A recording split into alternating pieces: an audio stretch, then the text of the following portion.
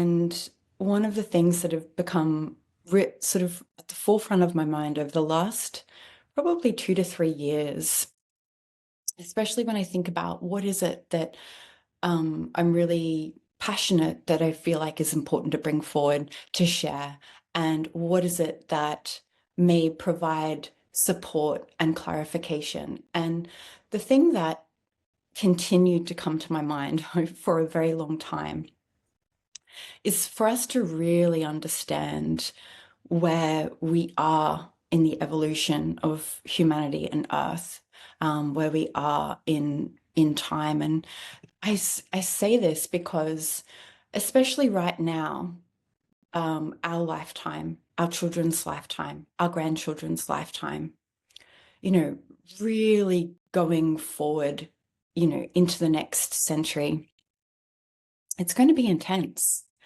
It's going to be intense, people. And I don't say that to make you feel fearful.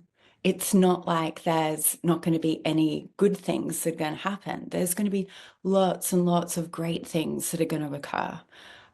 But they're going to occur through earning it. And they're going to occur because of the increased intensity and pressurization and sort of distortion that's going to continue.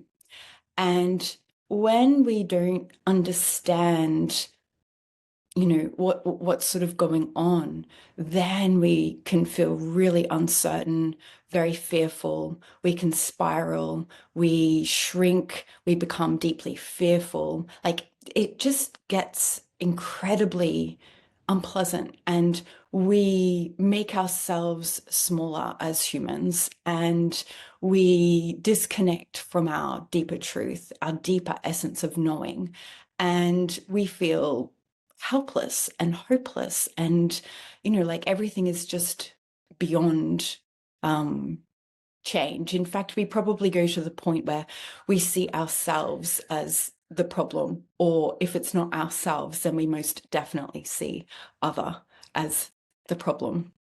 And it's in this very, very limited, narrow lens of like materiality.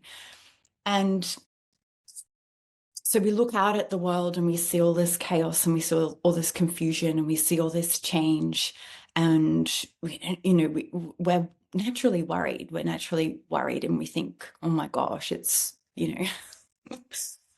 humanity and Earth is going to the garbage, kind of thing.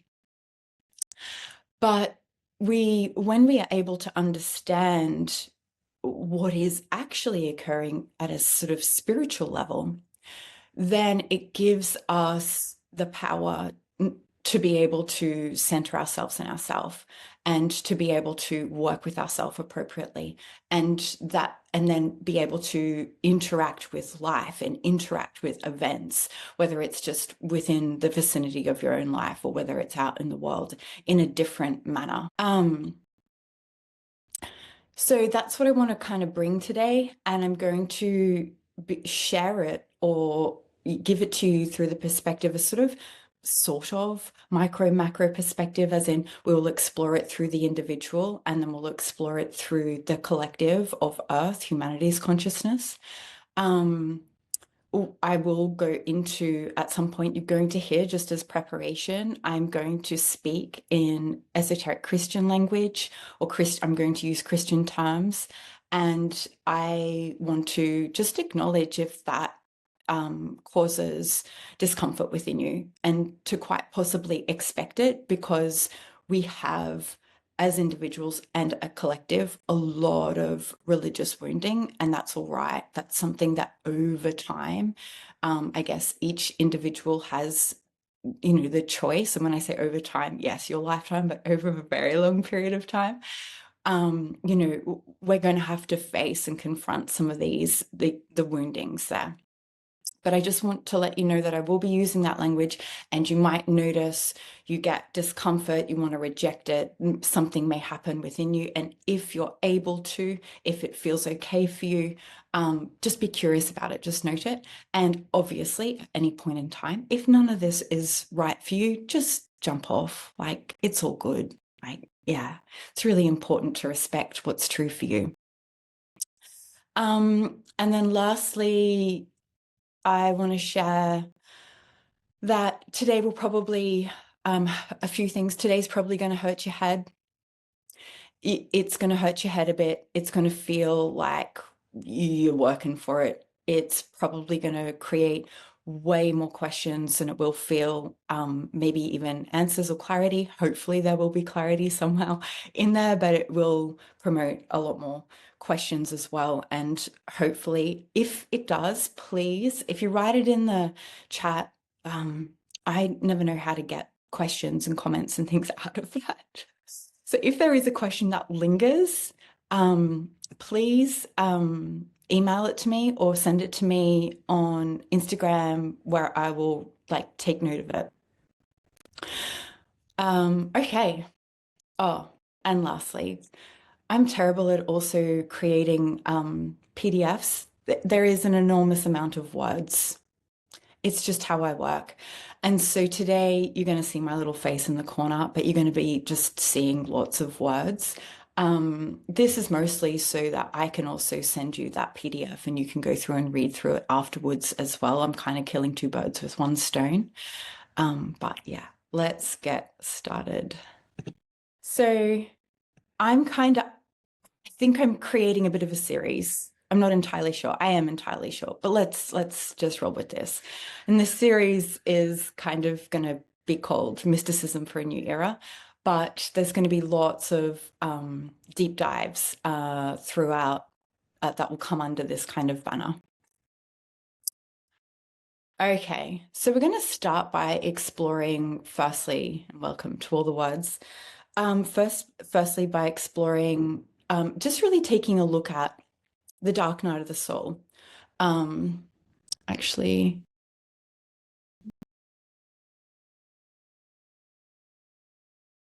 huh. Um, okay, so the theme of today is really what are the risks of society in a spiritual crisis? And so it's kind of looking at what is a spiritual crisis. And a spiritual crisis is also known as a dark night of the soul. But I am going to kind of separate this out a little bit because there is the function, the spiritual function, the spiritual process of a dark night of the soul, which is essential for the metamorphosis and the transformation, the development and growth of an individual, as well as humanity, as well as Earth. That's what a dark night of the soul is. A dark night of the soul is a period of intensity that, you basically sink into the depths of yourself. And we'll look at that for transformation. And it is a metamorphosis process. However, that can also be named as a spiritual crisis. And usually it's named as a spiritual crisis or, dark night of the soul, spiritual crisis, often because it really feels like that. It can feel like we don't know who we are anymore. We don't know what we feel, what we think, where we fit in the world. We don't know what we believe. It really takes us right down to the core of our identity, which is essentially spirit. But I want to separate this out a little bit to go from a dark night of the soul as a spiritual process, a function, to what a spiritual crisis is in society at this time, which is different. And a spiritual crisis in society at this time is basically not recognizing the spiritual reality of ourselves, of the world. A spiritual crisis is where we have lost disconnection to our soul, to our spirit, to the spirit of the world, to spirit in general. That is something that is sort of viewed as, at a collective level, it's either not acknowledged, it's rejected, it's viewed as, sort of a bit of sprinkles on top of life to, I don't know, just bliss out in momentarily. It's not really seen as a real reality, and we don't understand any of that reality at all. And I want to say, just even from my personal perspective and experience, holy holy dooly, in terms of understanding spiritual reality, Oh, it is a complete paradigm shift. And it then makes new age spirituality or modern spirituality or things that are kind of woo-woo, whether we speak of ghosts or we speak of our higher self or we speak of dark entities. It actually, when you start to develop and learn and understand what the spiritual reality is, and I've done that more through, well, I've done that over a very long journey, as I'm sure all of you have, but increasingly as you get into mysticism, as and increasingly as you get into esoteric Christianity in particular, then it's like, wow, all right, there is an actual form, there is an actual structure, and these funny little things that we're like, oh, I had this like spooky ghost experience or this dark thing or this whatever, it actually begins to fit in. And you're like, this is making heaps more sense now. Okay.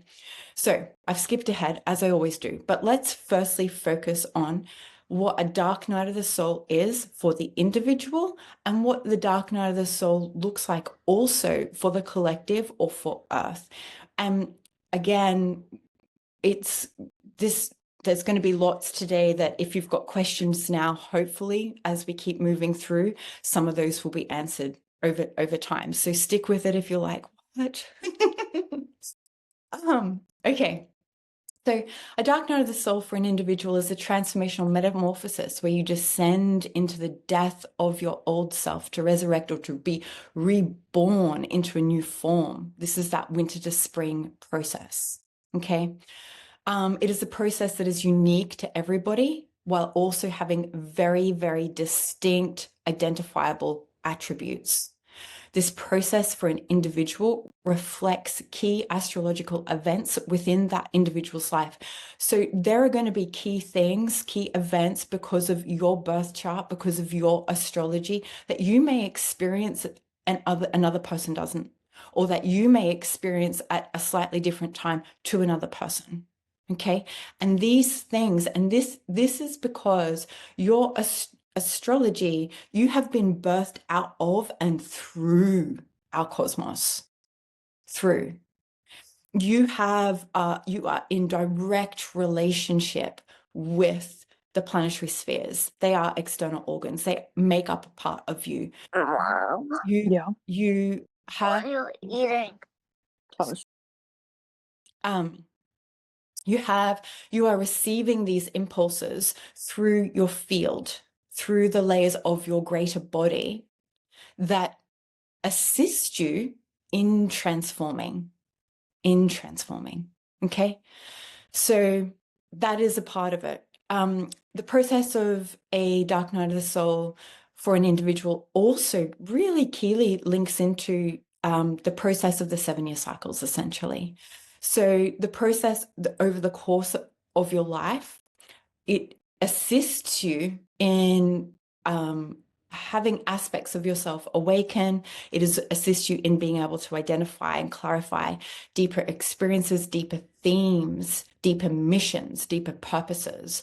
And so when I say even missions and purposes, we can go, well, there has been this common theme throughout my life, and it can be, an uncomfortable one of the ones we want to get rid of. Why can't I just like fix this, I don't know, grow through this? One of these themes that continue to repeat, they're also part of your soul's mission. They're not something that makes you bad or wrong or broken. That thing that is not as nicely and pretty packaged as what your stronger gifts are, that thing is equally part of your mission and purpose as what the nice, easily digestible and acceptable ones are. All right. So the 7-year cycles, or this process, provides repeated opportunities for the individual to awaken, deepen, address, clarify, harmonize, and initiate themselves forward through the themes and patterns revealed via your 7-year cycles. We go through a mirroring process. And this is important to understand because it completely mirrors at a collective level as well. Is that as you move through the 7-year cycles of your life, you start to mirror earlier periods or ages, earlier cycles. And this is why, say, for example, 35 to 42, you're mirroring 0 to 7. So oftentimes the themes, the experiences, the kind of stuff that might be coming up within you, memories, dynamics with family members, particular events, these things are mirroring that period of your life. And it is giving you an opportunity to further refine it, further and like develop yourself through it, heal things, initiate things. This goes on and on through the course of your life. Okay, so at a collective level now, when I say collective, I'm meaning not just humanity. You've got to understand that humanity is that earthlings. We are birthed out of through Earth. Earth was birthed through the cosmos, and humanity birthed from Earth, from the mother. Okay. And so at a collective level, our expression, our consciousness is inseparable from Earth. So at a collective level, a collective metamorphosis is where the consciousness held within humanity, within each cultural epoch, and we'll get to this. If that doesn't make sense right now, it's okay. It will. Just give it a little bit of time. Within each cultural epoch transforms. So just like if I give the example of, say, an individual at a 7-year cycle level, you know, from 7 to 14, you've got a certain quality of consciousness, you've got a certain kind of expression, you're seeing yourself, you're learning yourself, you're interacting with the world, you hold particular types of beliefs. And then from 14 to 21, you've grown significantly in your consciousness. You have developed upon some of the beliefs, the values, the ideas, the sort of expressions of yourself from 7 to 14. You've developed upon them. You've grown them further, and you've brought new awareness and have opened up even more to your soul and your spirit from 14 to 21. Okay, so cultural epochs within Earth, within humanity, are exactly the same, And so where we are right now, where, you know, in the middle of being, it's slowly beginning to shift from, redefine,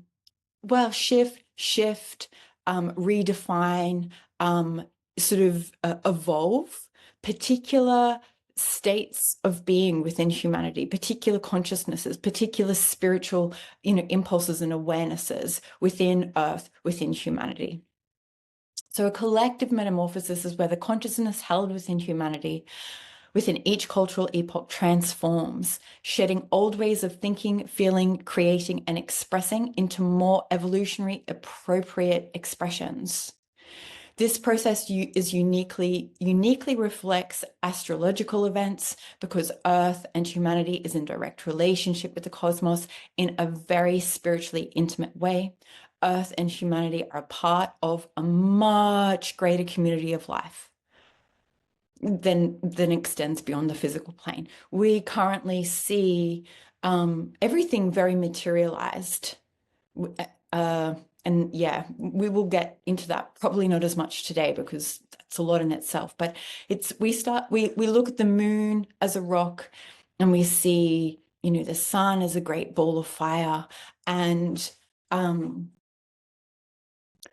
we, you know, even with our spiritual thinking, and these are things that I have had to and continue to have to address within myself, because this is what a material mind does.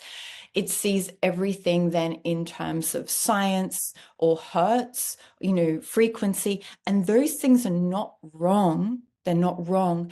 They're just they're one way of seeing and expressing, but they're not the complete picture of being able to understand it. So the spiritual process of society and culture moving through a metamorphosis is further supported by the repetition of prior cultural ages and epochs of our near and distant past, where we have an opportunity to further refine, reconcile, rise through particular themes.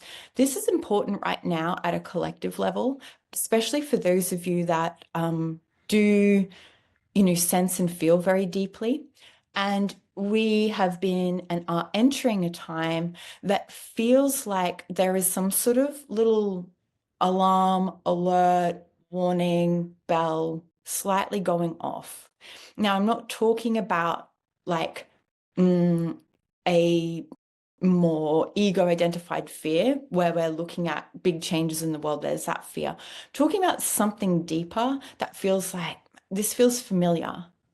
I've been here before. I know this energy. I've been through this before. There's something that is alerting you to go, hang on, I know this in some way. How do I know this? And it might not be exactly the same, but there is a quality of energy that feels similar. This is because just like we as an individual repeat and cycle through our 7-year cycles, and we revisit particular themes or that quality of impulse that we are developing ourselves through that lesson through our life, it's the same for the collective. It's the same for the earth.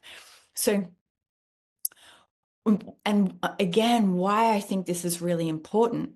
So we can kind of feel a little bit more centered in these times. And when I say in these times, centered in ourselves as best we can, working with ourselves, for the rest of our life, which in an ideal way, or one can hope that then also reverberates out to your children, your community, from them to grandchildren, and so on and so forth, because this is a long period of time, right?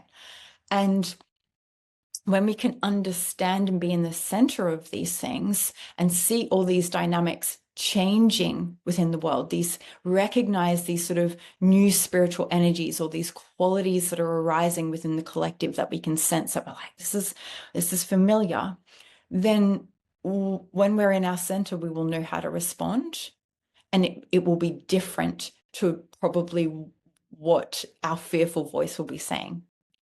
And we've got to recognize then what's happening is we're working through themes from earlier cultural epochs. So from India or from Egypt or from Persia or from the Greco-Roman period of time. But we're also working through themes going as far back as Atlantis, even Lemuria.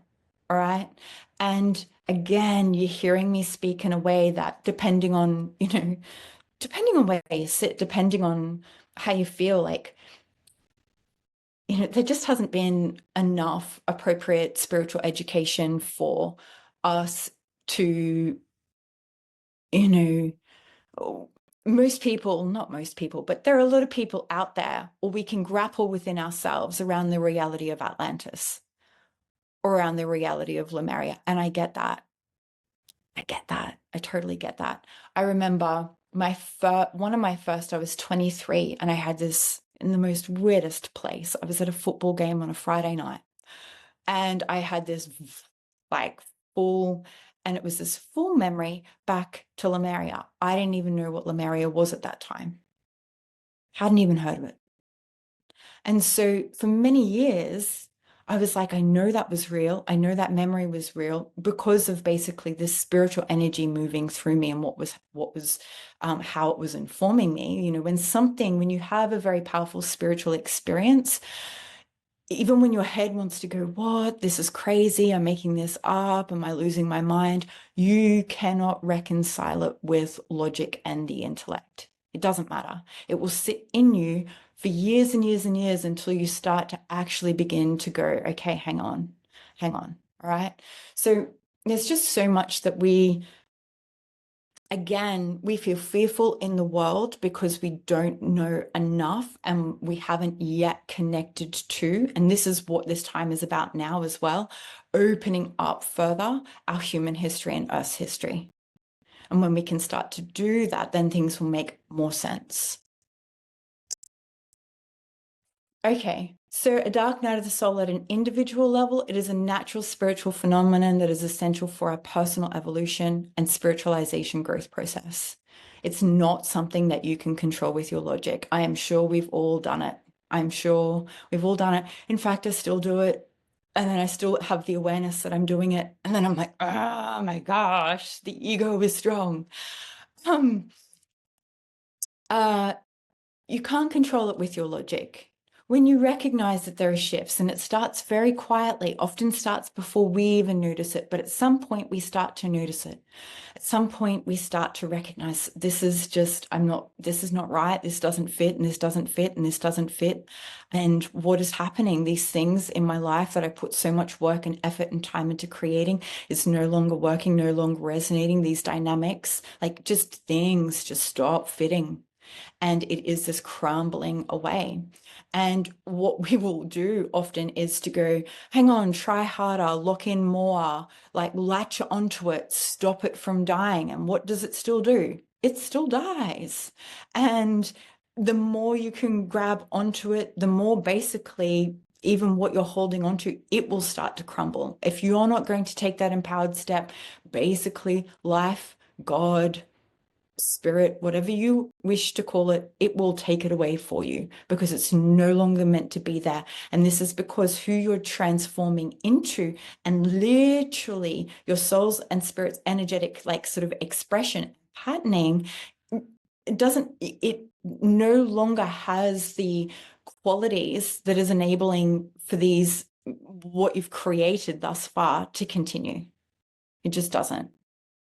You wouldn't want it anyway, even if your mind and your little human self that wants to hold on, even though it really feels like it's like, oh, you listen to yourself. It's like, no, it's okay. I don't really want that anymore. Yes, I do. No, I don't. It's really okay. I mean, that's my process. Sure, we can feel it, but we cannot control it with logic. And this is the other thing, we think we can control it with the timing. All right, I'll let go. I'll let go. And in 3 months' time, and in 6 months' time, and this time next year, I mean, good luck. Good luck, because if you're doing it entirely that way, that's completely with the intellect, which is the material plane. And it's not at all transforming yourself, your spiritual form. And that's really what has to occur. So you can't control it with your logic. It's a spiritual process that requires you to approach it through your spiritual faculties. The thing that I think is so cool about the design of all of this is that what is occurring within the world, we're now in a stage where it's absolutely essential for us, like essential. And again, when I say this, I don't mean to create like this alarm that's like, oh my God, I've got to become intuitive and psychic overnight. No, it's recognizing that what we're doing now and what we're going to continue to do in the decades and centuries ahead must include the development, the recognition of our spiritual sense, of the spiritual reality. And how we do that is also understanding then through the dark night of the soul process, how you navigate that gets to the point that there will be a strong period of that dark night of the soul process you'll only be able to do through your spiritual sense. Only. And we have to begin to recognize that. So it's through the use of your intuition and the communion with your soul and your spirit. That's how you navigate ultimately the dark night of the soul, especially when it gets into the very dark night part of it. In that process, as you're descending into your own dark night of the soul process, that transformational metamorphosis process, you are required to have radical honesty, self-confrontation, self-responsibility, purifying and cleansing yourself to support you to more clearly and precisely attune. So this is where, when we're descending, it starts to get really uncomfortable. We're like, ugh, oh my gosh, all this discomfort comes up, all this fear, all this old pain, all these old memories. What is going on? I feel heavy, depressed, dark. I feel disconnected. naturally, because we're so conditioned to be in our mind, we freak out. We totally freak out. There's something wrong with me.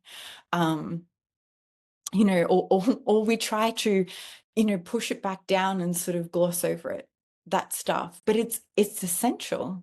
What we're doing is clearing ourselves out, cleaning up our insides, because all that stuff that is rising up at that time, that is not telling you that you're a bad person, or that you're wrong, or that you're broken, or that, that you've got all this shame and guilt and anger and grief and, that, I don't know, you're doomed.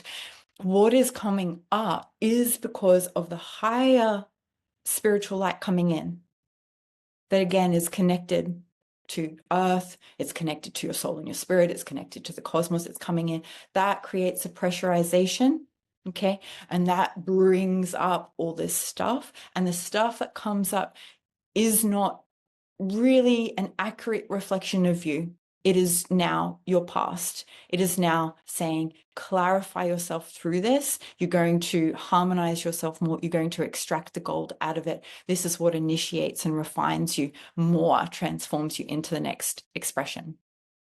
So there is no general time frame for how long the dark night of the soul as an individual takes. It's more based on an individual's willingness and desire to know yourself at your most intimate level, authentic level. Basically, how well can you be okay with your own darkness? How well can you sit in your own pain? How well can you let go of who you are no longer, who you no longer are?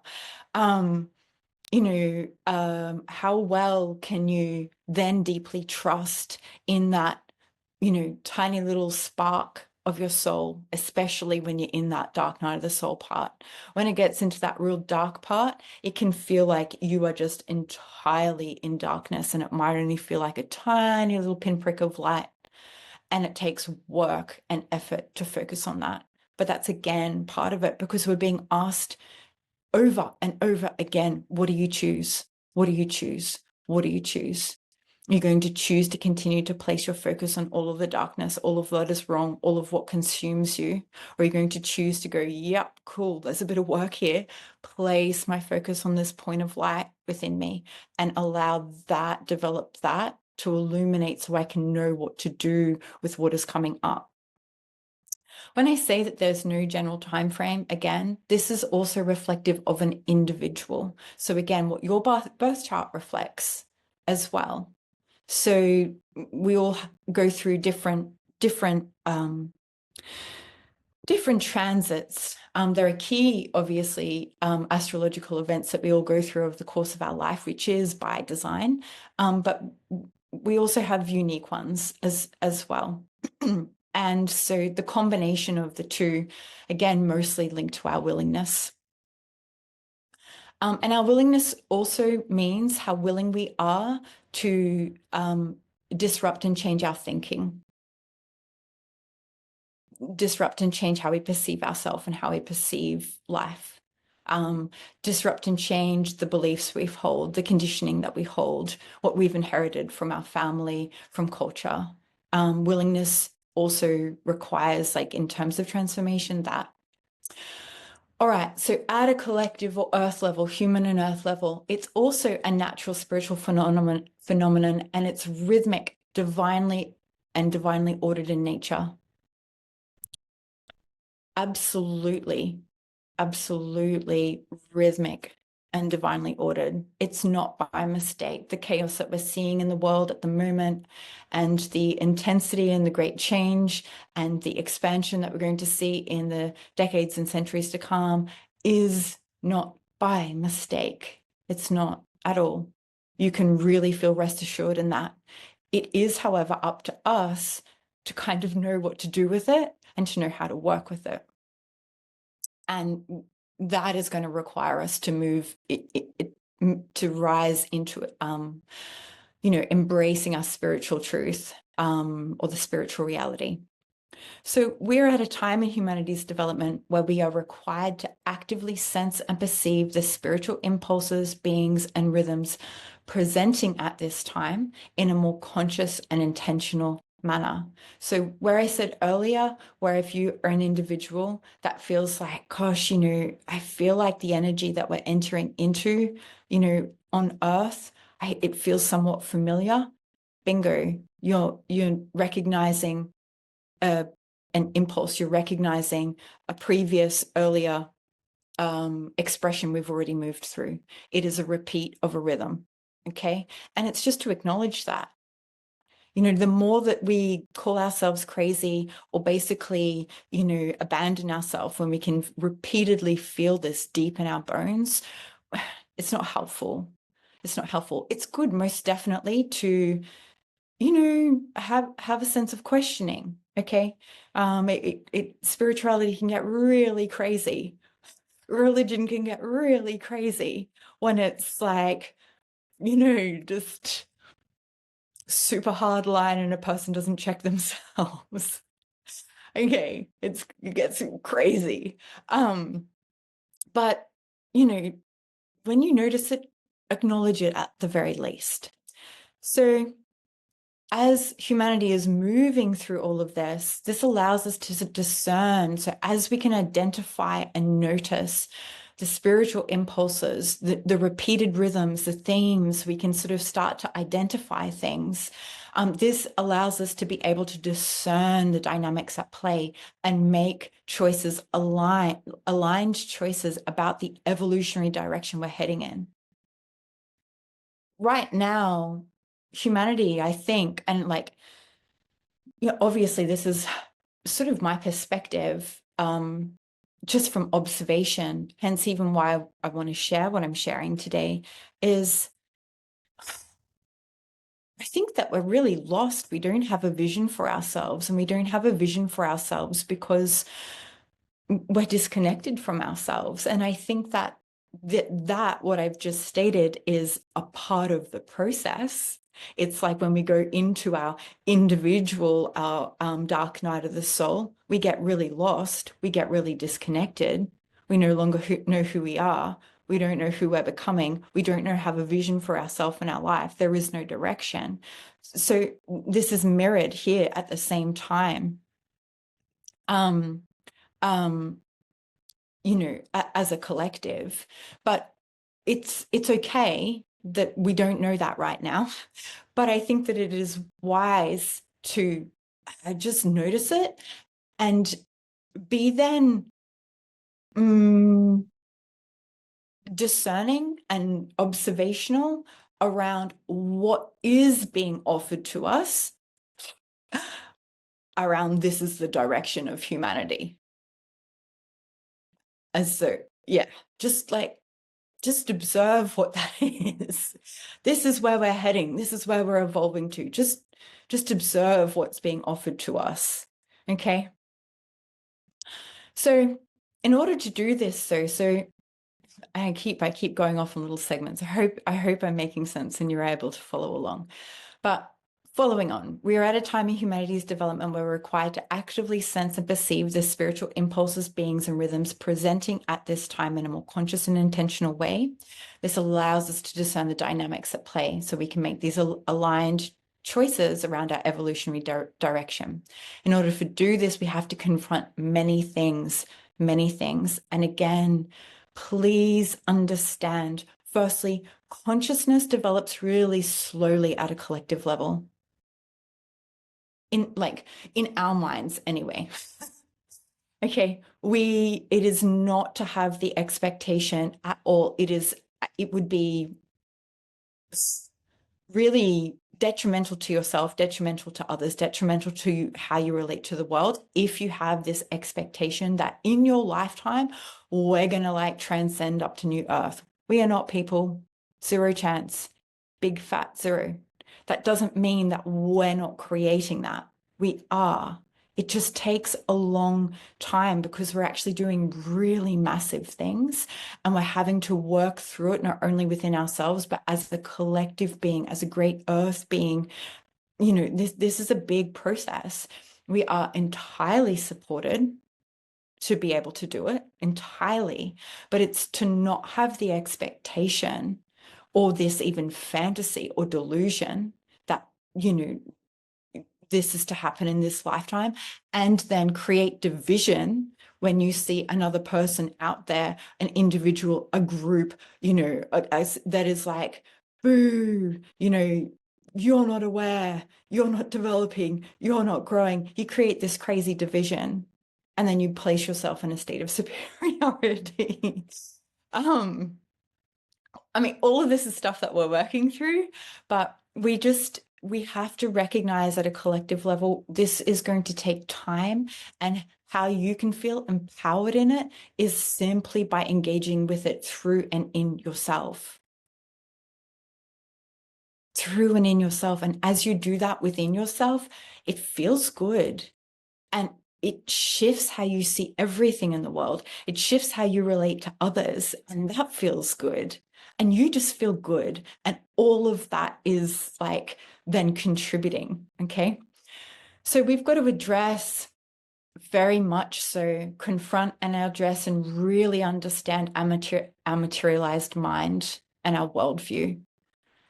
Again, like I'm going to need to do like an hour and a half whole deep dive just on this. And it sounds like it might be boring. I promise you it won't be. But it's a big thing, and it's a big thing that we face, that I'm continually on the daily facing. Everybody is.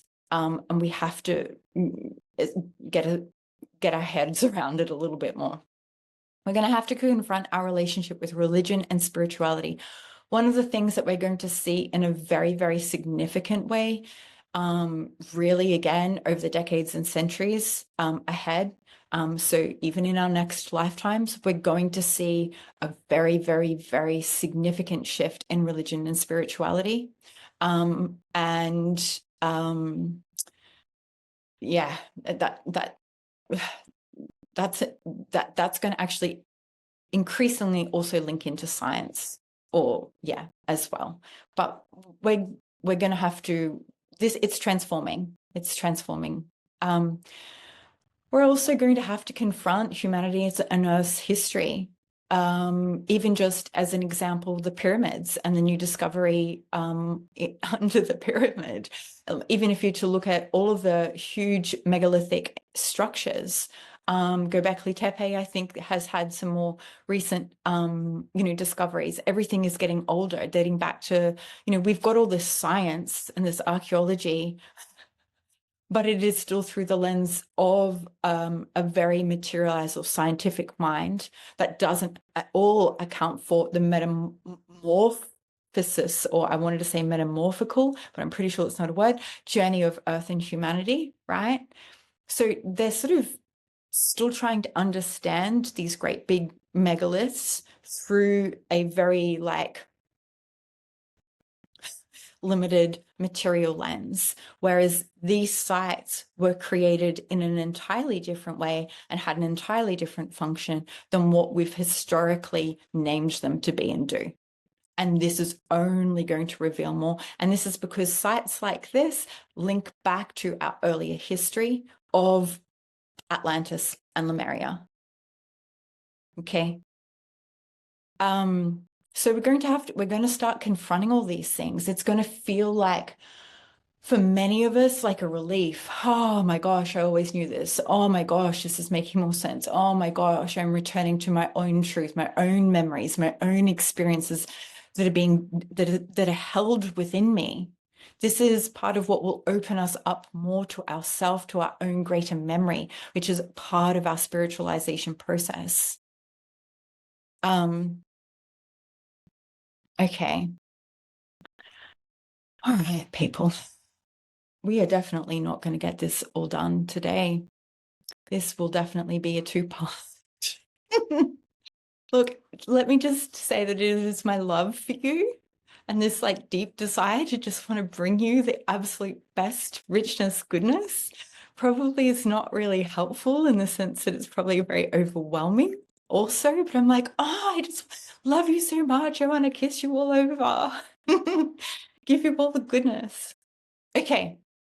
So now let's separate that out. What we just discussed is like a dark night of the soul for the individual and the collective. humanity going through, and Earth going through a period of transformation and transition. Now I want to speak specifically to something that is, I think, a bit more of a risk, which is the not recognizing spiritual reality. So a spiritual crisis is also the neglect of the spirit. And again, if I make this about the individual, to give some kind of context, over the years, I have, I would say, felt immensely grateful, immensely grateful, great relief when I have gone through truly very, very, very, very, very dark places in my own dark night of the soul, that I have, for whatever reason, always been aware of my soul and my spirit. Because there have been times where it is so dark that it probably, you would buy into the ideology that, life isn't worth living. And that there is no way forward and you can't see out and there's just no escape, right? It's all just awful. So over the years, I've seen and worked with people who go through their own dark night of the soul or have a very significant catalyst event that puts them into the depth of their dark night of the soul, or completely just destroys or shatters, demolishes their life as they knew it, and then they're sunk into this blackness. A person who hasn't ever been supported or has their own sense of spirit, of soul, they're way more at risk at that time. Way more at risk. It's way scarier. Dark night of the soul is scary for everybody, but it is really especially scary when a person hasn't ever cultivated that connection with themselves, and when they start to, if that is something that, we hit rock bottom. Often a lot of people come to spirituality when it's literally the last stop. So here I am I've worked with geneticists and people who do really scientific stuff, and then have this big cataclysm in their life, and I'm their last stop for everything else that they have been doing to try to understand what the heck is going on. And that's then when a person's like, oh my God, I don't know what else to do. And they can start to sense, or that's where they connect. Now, at a collective level, we are in a place where, and I'm skipping ahead of time, but we're in a place where we're just beginning to sort of rise up out of, or spiritualize out of, our densest period of time in terms of incarnation. So our furthest, away from the heavens. Okay, we've just come out of the dark age, or the Kali Yuga age, and we're just now beginning to re-enter, and very formative. Again, we've got to think, well, when something's over, it should just be like, whoa. We've got to go, we've gone to the darkest point. Now we've got to, we're slowly coming back out. So there's it's normal in many senses why there is this great disconnect in terms of, neglecting of spirit. This is why we see it not acknowledged in the world. This is why it's sort of still scoffed at, or, you can feel people's vibes when you tell them you do intuitive work, or that you have these particular beliefs. You can feel it. They're like, okay, you're one of them. This is just a reflection of, this process we're all going through. But the impact of this does place us at great risk, because we cannot then recognize and see the spiritual energies, the spiritual impulses behind and within things. And this means we're not able to discern and decipher things clearly at all. We're looking at the material event. We're not reading and sensing the spiritual impulse and energy within it. Two very different things often, or sometimes the same. So not acknowledging or understanding spiritual reality at this time increasingly places us at risk because of where we're at within Earth and humanity's development. We are at any transitional point, there is a vulnerability because there is a malleability. When we are in a transformation, in a transition, it requires, our consciousness to be more malleable in a way. There is a dissolution that is occurring. It's not as firm. It's not as stable. Think of that as an individual. Think of that as Earth as a collective, and Earth being a being, okay, a being, but also Earth being enveloped in the cosmos. So if Earth herself is going through her own transformation, as we are, there is a malleability. And this can place us as humans now who are, having these earthly creation of our culture experiences. If we don't start to notice and discern and recognize the spiritual impulses occurring within the world and behind things, I'm still seeing them through a material plane, we are blindfolded. We could be led down a garden path. We could make choices that weren't actually aligned with our own individual truth. We made choices based on what this other person, this official, this governmental body said was good for us, and we believed them. But there was a whole other thing behind that. And that may sound like I am suggesting that, what is the word? I can't think of the word. Damn it. It's going to bother me now and I can't think of it. But, I'm not suggesting that you go hard into, say, conspiracy theories or anything like that. That's not what I'm saying, because even if you're doing that, you're still using your intellect. We're at a time where we actually have to start to notice and name and observe the spiritual senses we have and what we're picking up. You don't have the expectation to have it right straight away. You've got the rest of your lifetime. Just keep observing it over and over and over again. There it is again. I notice it. There it is again. I'm noticing that. There it is again. What is it telling me? How does my body feel? What is my internal sense? What's coming up inside of me? This is how we develop this. So materialist thinking, which is that everything is just material. So as an example, you could look at an animal or you could look at a plant and we could name all its body parts. We could look at ourselves. I'm a human. I'm made up of flesh and blood and bone, and I've got organs. And, if I'm going to go into it, this is how this organ works, and this is what my blood does, and this is what my brain does. That is like solely looking at the human only from a material perspective and understanding it like that.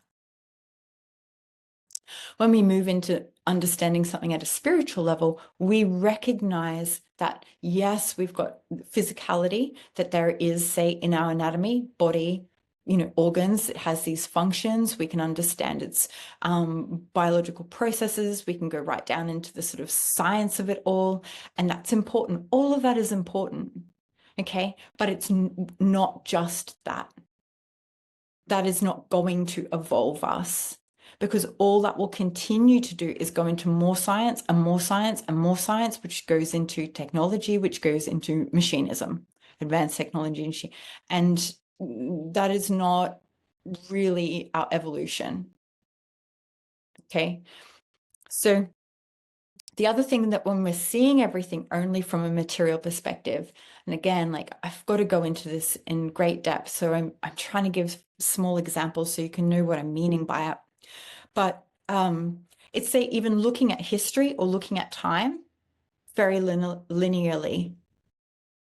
Whereas when you see and understand the evolution of your consciousness and as an individual or as Earth, you see it as cycles of time. And these cycles are impulses that are repeating. You can see this through your own life. As an example, just notice your own 7-year cycles, the patterns, the themes. I guarantee you that there were things that you were introduced to as a child or as a teen that as a 40-year-old, as a 50-year-old, as a 60-year-old, boom, it's there as an impulse, it's there as an energy again. Okay. This is being able to see beyond materiality, using materiality, but extending it further, developing upon it, really rising it into what our understanding of reality truly is.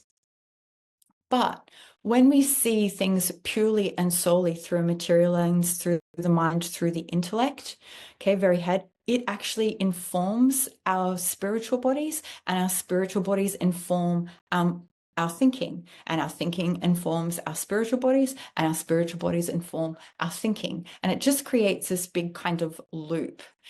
And this is where we can start to get really trapped. And we can maybe even see that, or in a way that when you keep thinking in a particular kind of way, just about anything, when you keep thinking in a particular kind of way and holding a particular quality of energy, it just keeps reinforcing. And when you keep trying to find solutions or answers or understanding through that line of thinking, you end up exhausting yourself. This is essentially what materiality does, but again, at a collective level. So the materialist perspective and materialist conditioning of our mind and intellect forms our spiritual bodies, and our spiritual bodies inform our physical body. And here, materialist thinking and feeling leads to the entrapment in the material plane rather than spiritually transforming and developing ourselves through it. Go back to just looking at your individual metamorphosis process. When you again start to go into yourself, you start to heal, you start to clarify, you start to see things differently, it does naturally transform your thinking. And as you transform your thinking and your beliefs, you transform your consciousness, you're transforming your field. And then you come out the other side, transformed in some kind of way, whether that just be sort of far more personally in your own essence and energy, or at some point in time, you transform your whole life in quite a radical way. When our consciousness does not grow beyond the material plane, we cannot see and sense the spiritual impulses and forces within and behind things. This leaves us vulnerable and exhaustively trying to fix things from a material plane only. So at a collective level, we're going to continue to try to fight, and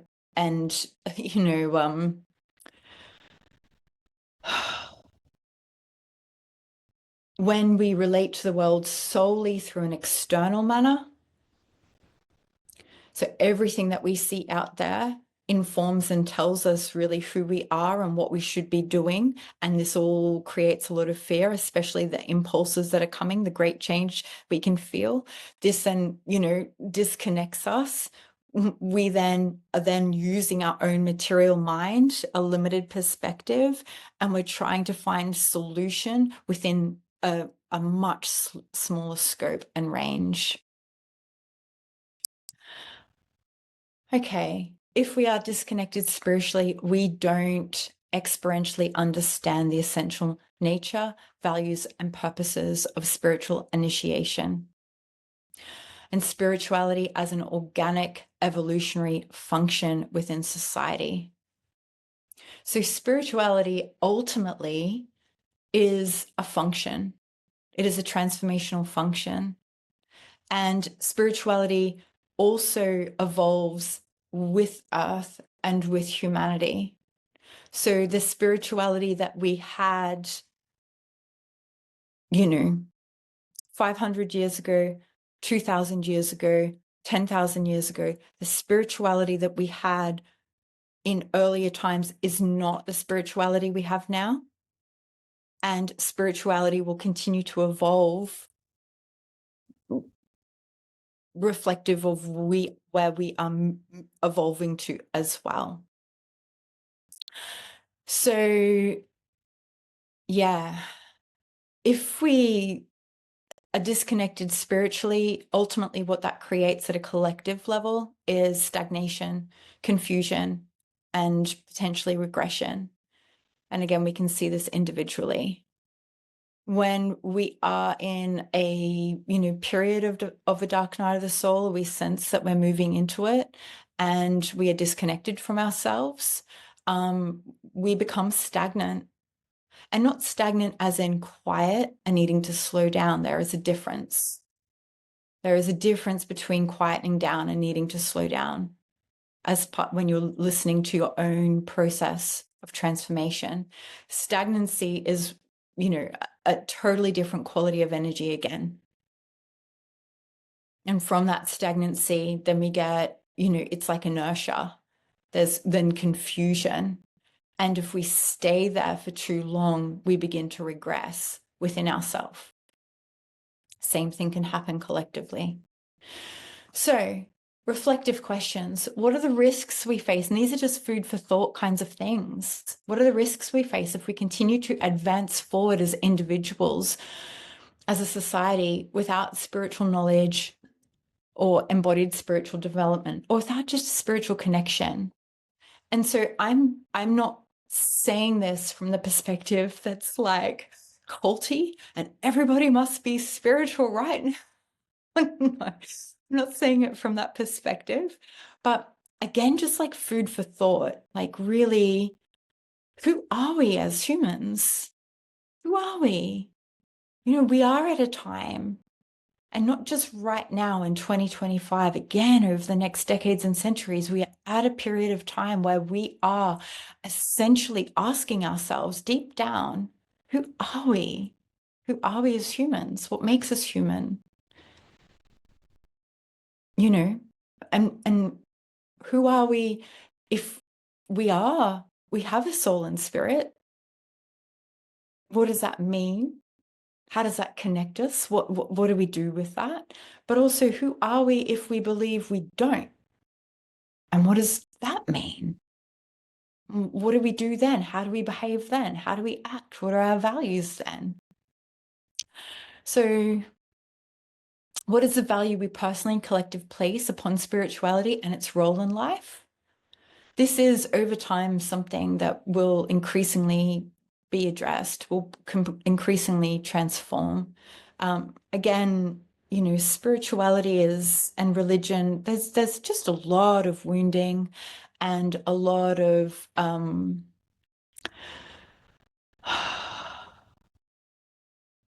rejection in all different ways, and so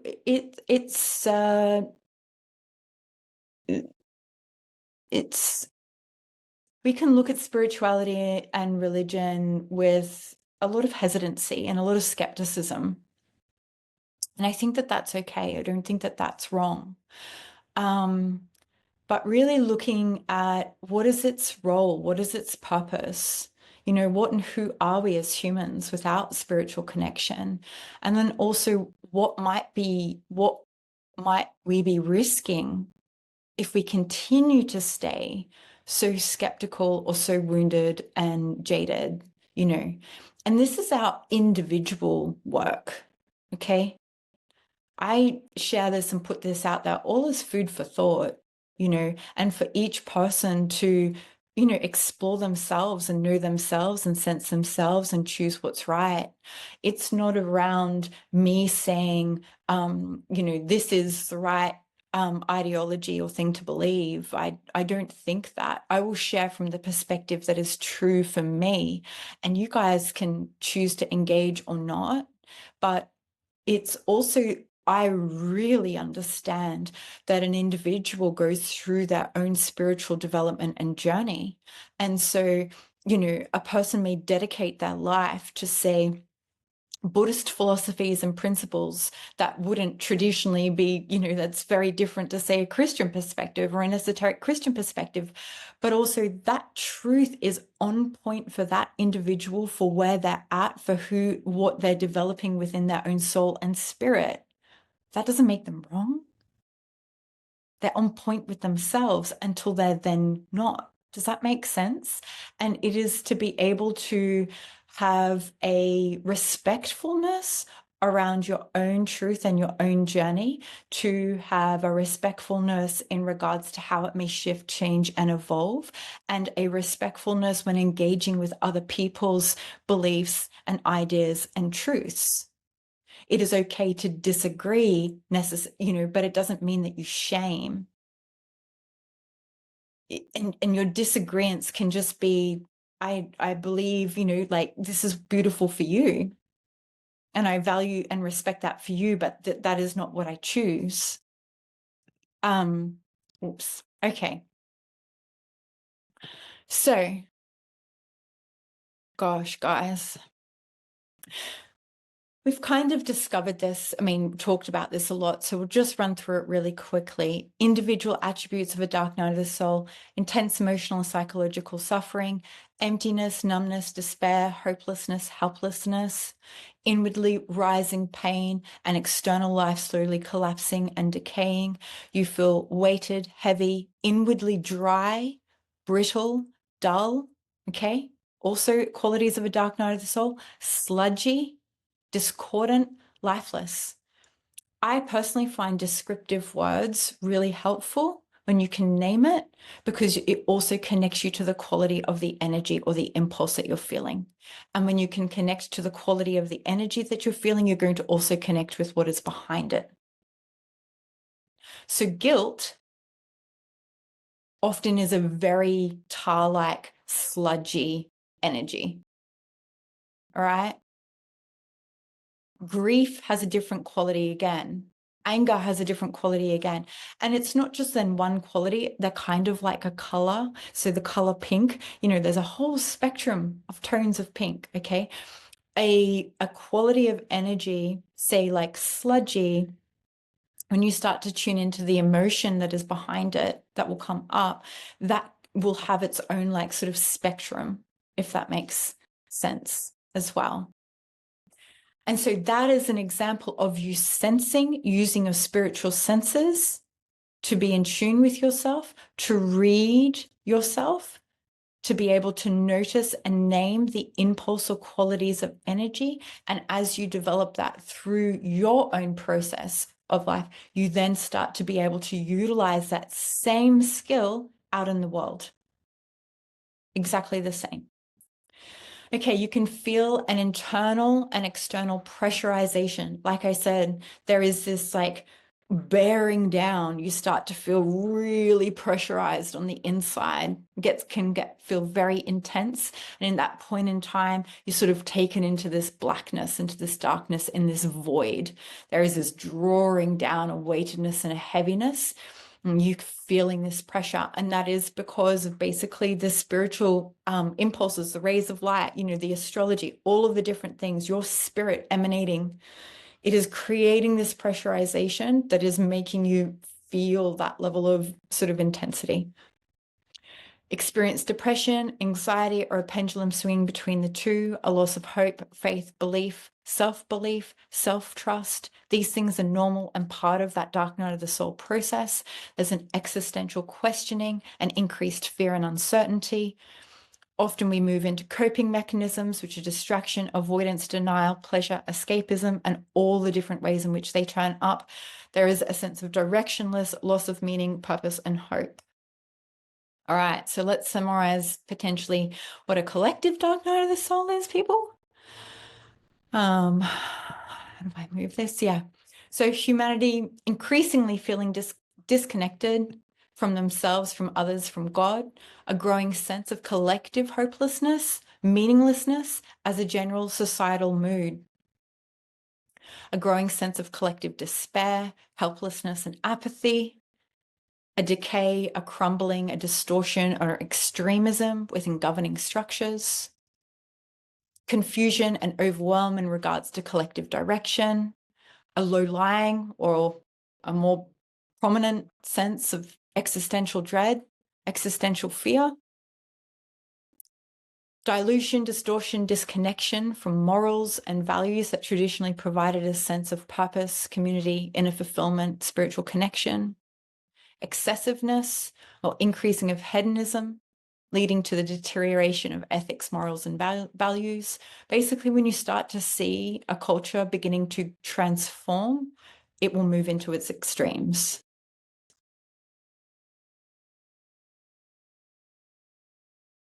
There won't be any balance anymore. And we'll get into this.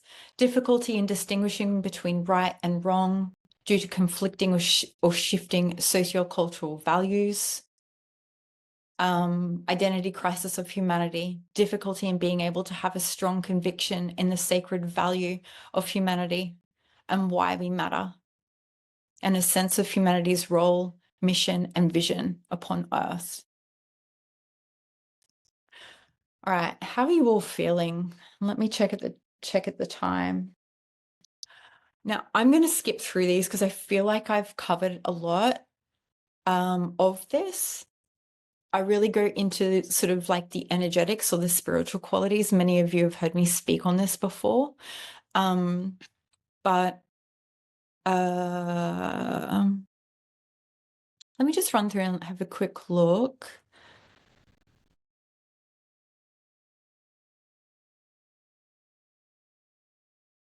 So one of the things of the dark night of the soul when we go through that transformational process, and I want you to think of it like it is not just emotional. It is not just or psychological. Okay, it is literally your whole body and beingness, your whole form, including your spiritual bodies. The life that you have created, or that area of your life, if you're just really struggling and sort of having a dark night of the soul or a winter period within one area of your life, because it's all cycles within cycles, okay? When you go through a dark night of the soul, it doesn't have to be your entire life, although that does happen. It can just also be a dark night of the soul experienced within a particular area of your life or of yourself also. And what is happening is that you're transforming. There is this, the qualities of your old expression, you literally have grown through it. Like you outgrew your jeans as a kid, outgrew your shoes, like you've outgrown, yourself many times over. And that there is then what can happen is that, again, that decay or that regression or that distortion that will start to happen in that area of your life or within yourself. So you may start to notice particular behaviors may arise, or again, those behaviors bring out certain kinds of qualities of emotions that are there as well. Yeah, I won't go into this. I'll keep moving because there's other things I do want to get to. This part here is important, though, at an individual level, because it also applies at a collective level. I mean, the two mirror. It's exactly the same processes, just, individually and also then collectively. But the transformational process is very, very, very, very similar, mirrored, just at a more kind of complex level, you could say. There are risks when we go through a dark night of the soul, and one of the risks is not recognizing, spirit, and the spiritual reality. This is something that we can see at a collective level, and it is also something that has been dramatically changing over the last, decades. But the risk is not understanding that, you are a spiritual being and that you're moving through a transformation. So oftentimes we pathologize it and then we medicate ourselves through it. And I am not against at all sort of medication, for depression or for anxiety and things like this. I'm not anti that at all. But I think that we have a, medical system, and we have a very strong conditioning that immediately jumps to medication. That there that often doesn't bring about the kind of growth and change, again, either individually or as a collective, that is actually required. We're trying to, again, approach ourselves very materially. We're trying to rectify our imbalance of chemicals in our body. And again, I'm not saying that we shouldn't, or that that's not right. But I'm asking the question, or simply recognizing that that may not be just what it's about. So when I read people's energies, I can sense that there can be imbalances in the body linked to things that haven't been processed. It's very, very, very clear. Very clear. When we start to work and process particular things, we start to transform our bodies, our spiritual bodies. We start to transform our beingness in many different ways, and that then transforms, say, imbalances in the body in particular ways. Yeah, just as an example, okay? We pathologize, we medicate ourselves, or we compare and measure ourselves against others or the external. So these are some of the risks when we are entering into our dark night of the soul. Oh no, I'm falling behind. Why doesn't my life look like that person's life? Look at them and look at me. It's normal to feel that way. I think that that's okay, but it is to notice it. And you can notice when you're doing that, you're outside of yourself, and you're taking yourself off your own path and course. You're shaming yourself, you're making yourself wrong, and you're trying to rip yourself out of what is actually the right path for you. And the right path for you is you're going through this metamorphosis. And as much as it's really uncomfortable, and it's normal to think, oh, I wish I was like that, or doing those things, or having this person's life, you can feel, if you were to move yourself energetically there or align with it, surely there's this sense of, this isn't right for me either, Okay, the other risk is sinking into our own shadow behaviors. This is a huge one. When we go through a dark night of the soul, and this applies at a collective level as well, and we really have to get this. When we sink into our dark night of the soul, and what starts to come up is these, old energies, unprocessed emotions, the big themes that we're working with. And they can take some pretty gnarly forms at times. Again, why shadow work is important, and why you have to be okay with confronting your own darkness. So I've always used archetypes as a way to describe this, but we all have different archetypal expressions that can be in an imbalanced perspective, and then take on a very imbalanced and unhealthy form. I can give lots of examples. You could just even use the addict. The addict, if a person has the addict within them, or if a person has even the judge, or if a person has, all different qualities that then really embody the essence and energy of that old emotion coming up. We're going to start to behave and act and, choose things for ourselves that are going to be reflective of our shadow behaviors, of our unprocessed energies, of these archetypes. And we've all got different ones.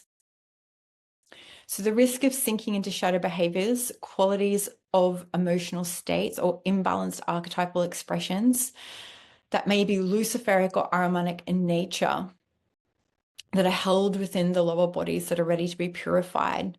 Basically, here, as you engage in your coping mechanisms, self-medication, distraction, escapism, to sort of get away from the discomfort. So again, you're feeling really hopeless, you're feeling really down and out, you're feeling really heavy. And so you start to drink more wine. And then you have another extra glass of wine at night. And then you sort of like all jovial. And there's like this moment of happiness, or, you engage in something that brings that, like, oh my goodness, I felt good again, finally, for 5 minutes because I just want to escape myself. But that starts to take over and that starts to get out of hand because you're not properly addressing it. And what will happen is, now you're going to need more glasses of wine at night, or may move into even more escapist types of behaviors, right? And however that may manifest and look for you, because it will look differently for all of us, right? For some people, it's totally avoid. I'm just going to avoid absolutely everything and isolate myself.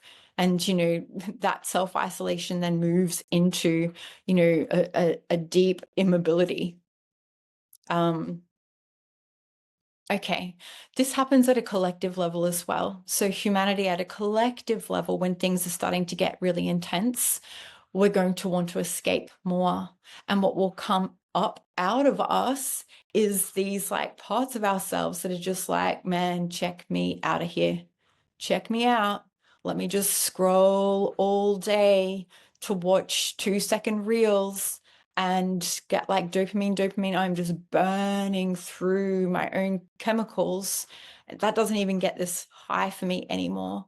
Like, there are all sorts of different forms that the exact same thing that we can do in our own individual dark night of the soul, we are seeing, and we're going to increasingly see as we move through this transformation process at a collective level, at an earth level.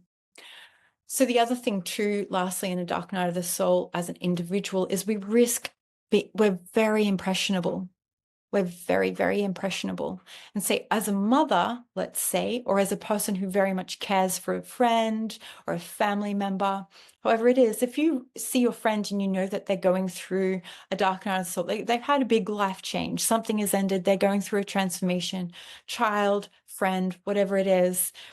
And then you see they make new friends, and then they start engaging in perhaps a little bit more risky behavior. And sometimes this is just a phase, right? That can just be a phase and part of the learning of it. But you're also going, oh, I just know my child or my friend or this family member, they're really vulnerable at the moment. And, there's that little protective part of you that may not say anything, but you're keeping an eye because you recognize that they are impressionable at that point in time. The same as for ourselves individually, the same as for ourselves as a collective. As we go through changes like this at a collective level, we are impressionable. And I mean impressionable as a collective, things that may be offered to us, things that are presented to us, things that occur in the world. We have to be able to have our own, at best, right center, or at least a little bit of, again, our connection with our spirit, in order to be able to sort of guard ourselves or keep ourselves a little protected at any point in time. Is that making sense? Okay. So you guys have seen this image before, but basically these are our energy bodies from our astral plane, or from our heart level downwards. And what I couldn't do, and I tried, but I couldn't come up with anything, is, so these are only 4 of our 7 bodies, okay? This is really what's connected to our most immediate consciousness, right? And in our upper bodies, our higher bodies, especially really when it's getting, to our you know, much higher 6th and 7th layer field, there is bright, bright light. Okay. And this is the bright light that's creating this intensity. And any time that there is, and we go through a dark night of the soul, same as what is occurring for Earth right now, Earth is being incredibly flooded with immense new spiritual impulses. Okay. And this then creates this intensity, and what it will do is bring up. Now, for us to be able to get a sense of ourselves, we have to start to clear this away. Initially, when we first go into it, it's just like, oh my gosh, it's chaotic. I feel like I'm in a hurricane. I feel like I'm in this, sludgy, what are those, you sink in sand, quicksand, you know. But as we clarify ourselves through our bodies, then we start to get more sense of our center and what's going on, and we can start to feel the rhythm of energy of where we're being called. We are so fixated on achieving and succeeding and being good and needing to always be good and seen in a particular kind of way that when we start to come into our own transformation, we're like, how can I fix this and get to there? Which we cannot do because we don't really even know what that is. We have to be able to clarify it. Now, etheric field is one of the things, basically, when we get to that point where we don't even have a spiritual reach anymore. I can't sense myself. I can't sense my heart. I can't sense, you know, that higher sense of myself. We're at that real middle point of the process. We don't have the energetic reach, the you know, life force energy reach, because it has been like burdened, or it is, you know, the density of the other layers is really coming into it. Is that making sense? I know I've spoken on it a lot, so I don't want to get stuck here, but if you have questions, we can continue. Half an hour. How are you all going? I know I'm smashing you. Okay, it's really to understand. And when I say the materialized mind, and when I say to really understand, I think that this is a very, very, very deep process. I don't think I understand it to the depth of what the truth of it is. I think that this is a big part of our journey, not just this lifetime, but in the subsequent lifetimes. But it is part of our process right now to begin to like really understand it. And when I say understand, it's not from the mind. It's a very felt sense experience in and through the body. And it just deepens and deepens and deepens. So it's a process. And yeah, maybe if, you know, if it's for you to allow yourself to explore that. Humanity is a part of Earth. Like the materialized mind is like, yeah, I know that. Or like, yeah, oh, aren't I good? I'm at that spiritual level of understanding. I know that. But what does that even feel like for you? Humanity is a part of Earth. What is your relationship to that? How do you experience that? How often do you experience that? If you're to lean into that, you are a part of Earth, you are of her, you know, you are from her, you are her, she is you. I know that this sounds like really like spiritual topics, but like this is actually really important. And as we feel into this, what shifts for us? Who do we become as we soften into that? How do our values change? How do our beliefs change? How do we see the world? Humanity was birthed from cosmic Earth. Our physical body is made up of Earth. Our etheric body connects to Earth's etheric body. Our astral body connects to Earth's astral body. Our spirit, or our I, is connected to Earth, Earth's spirit. So our spirit and I is connected to Earth and the sun, and to Sophia, and to Christ.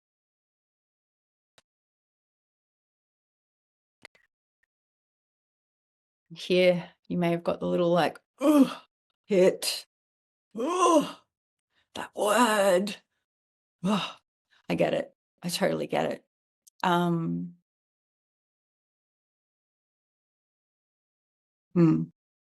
Stick with me if you can.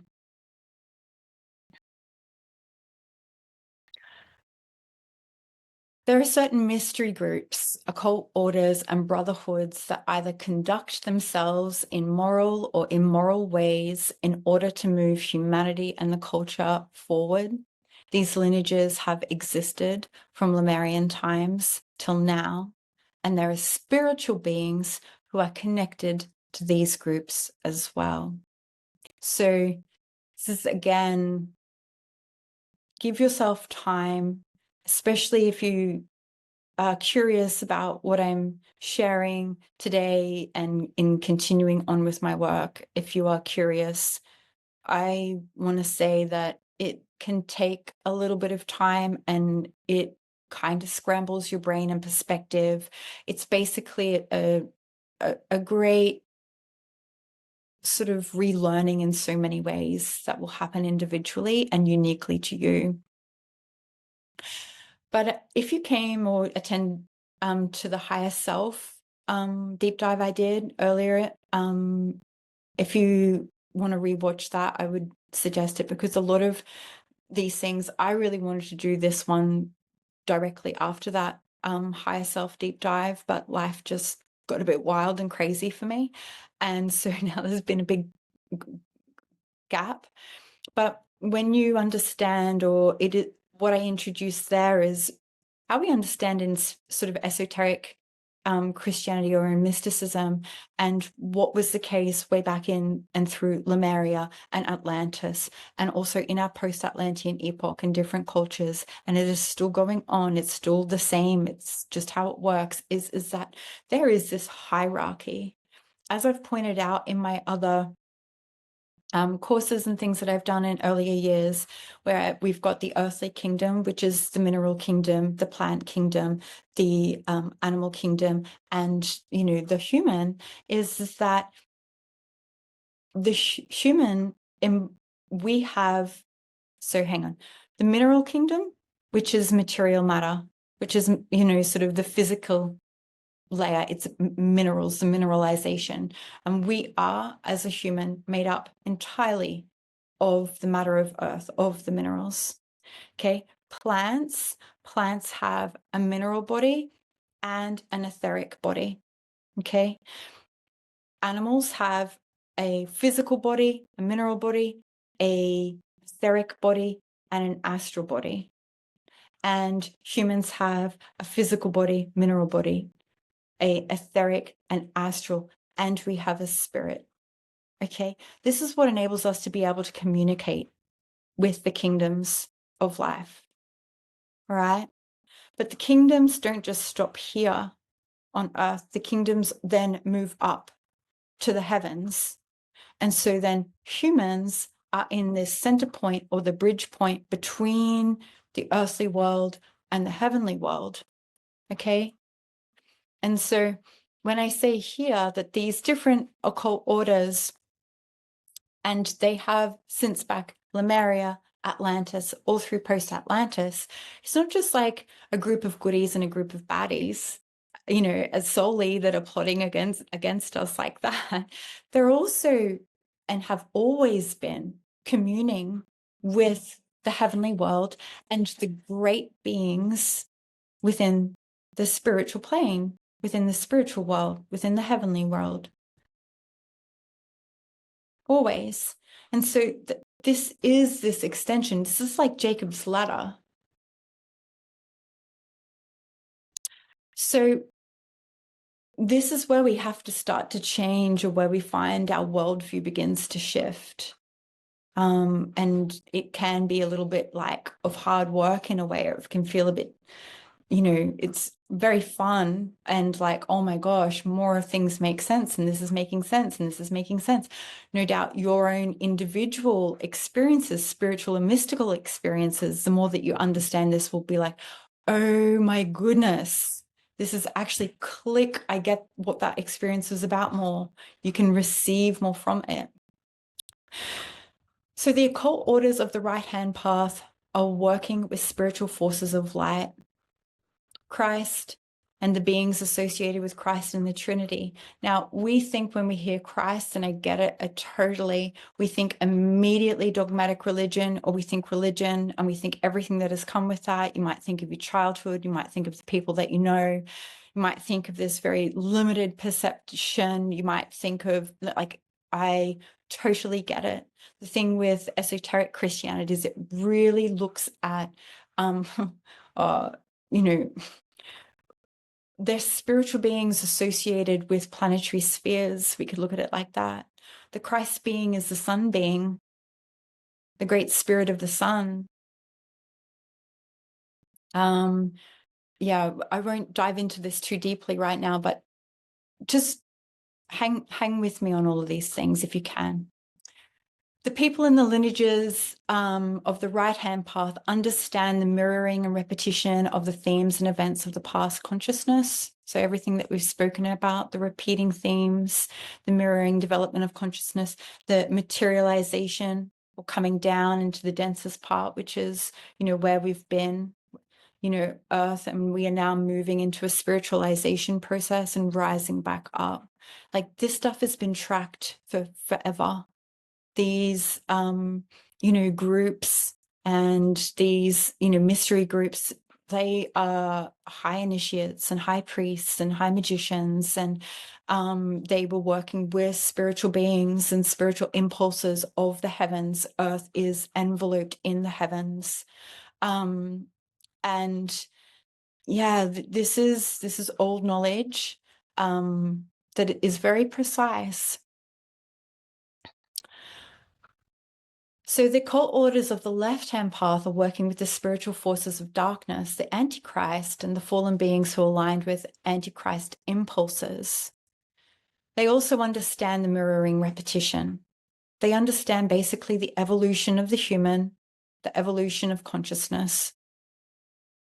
But they have sort of different agendas, or they have, I would say that the sort of dark-hand path, the left-hand path, it's a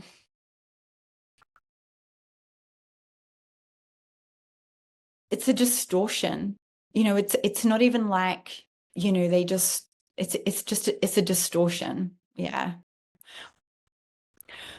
What we also have to understand in terms of where we're at right now in the world and in the time to come is that it is really a spiritual war. And I'm sure that you've heard this term a lot over the last X amount of years, but it's really about coming to develop our knowledge of what a spiritual war actually is, what it entails, what it means, what it looks like, how it appears, the sort of planes of it. There is a spiritual war occurring within the planes of the spiritual reality, which then naturally manifests as a spiritual world occurring upon the material plane of Earth.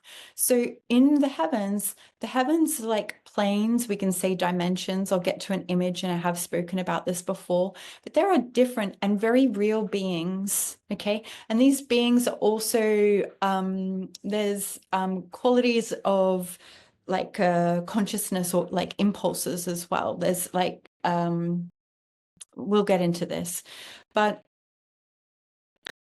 we think in terms of, say, aliens, and this is, and as and I think so many of us have gone through that sort of trying to understand spirituality through, the alien perspective, where we're essentially thinking that on other planets or in other star systems,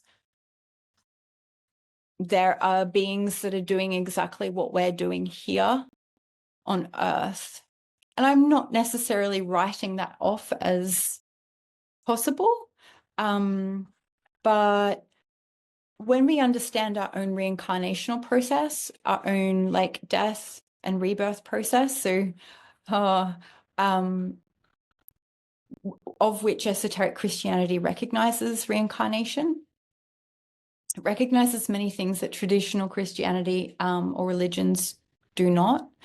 But when you start to recognize that as you leave your physical form and then you move through the gates of death, and then you start an entirely new process moving through the different sort of realms of the cosmos or of the heavens. So you move through, when we die, we move into the moon realm, and then we move into moon, Mercury, Venus, Sun. Okay, these are what we're experiencing is different planes with different beings inside of it, and we are experiencing a different level or expression of our own consciousness. So we are still having life, but in a different way than from a physical way. And in these different planes and realms, there are different beings, and we're having a different type of experience. And as we move through that realm, we then move into the next realm. We have to complete that process before we are able to be incarnated again, before we make that process of incarnation. And this is also part of why our astrology reflects this, why we have the particular placements that we have. We're working on these different things. So as I give that example to try and also then say, when I talk about beings and spiritual beings, I'm talking about particular beings that exist within different realms, that have a quality of consciousness, that are at a level of sort of their own development and initiation. And there is a duality that goes on. There is a duality that exists, and this is part of like an essential point of creation, for there to be creation and for there to be free will. So there is a spirit. In order for us to see this, we have to bring our awareness and education to the spiritual impulses and dynamics at play and the quality of the essence they hold. This enables us to make more conscious choices as to what we align with, both within ourselves and within the world. We do this again through our sense perception. So I'll speak about this just to summarize it, and then I'm going to skip a heap of pages and get to some other. I'm going to speak directly to the sort of spiritual impulses so we can begin to identify it. What we're dealing with right now, and again, this may feel like a lot because it is a lot, which is why the world feels intense, but this is also nothing that we're going to solve in our lifetime. This is something that is like, it is a continuum. But what we do in this lifetime very much, very much, very, very, very, very much, both for you as a soul and spirit, contributes to your next life. So how you turn up to yourself, how you address yourself, how you work through these repeating themes and like missions, these are all, it's like so purposeful. Even the most uncomfortable ones, it's so purposeful. Okay, this contributes to your next life. But here, even on earth, what we do in this lifetime very, very, very, very much affects and contributes to the trajectory that we move into within humanity. So we're in the age of the materialism, as I keep mentioning. The materialized and scientific outlook and relationship with the world. Materialism is essentially dead thinking and feeling, that there is no spiritual perception. So you like, I don't know why this is a silly analogy again. Think of a carrot. Literally think of a carrot. See in your mind's eye, a little carrot pops up in your head if you're one of those visual people, or you just see the word carrot. That's just thinking. Now, if you can you move into the energy of carrot? It's a really silly example, probably not the best example to use. You know, think about like the animated carrot that is growing or that you pull out of the garden that you've tended to. Okay, that if we can move from just like a materialized perspective and relationship with everything to opening it up, there's way more life there. Materialism is now beginning to enter its extreme, taking us into the next 6 cultural age. The incoming age of Aquarius occurs at around 2500 AD. However, we are beginning to feel and receive the incoming energies of that. Always. It's like when you go through any kind of shift, whether you're in the dark night of the soul and you've just, you've just turned a corner. You're certainly not out of it yet, but you've just turned the corner.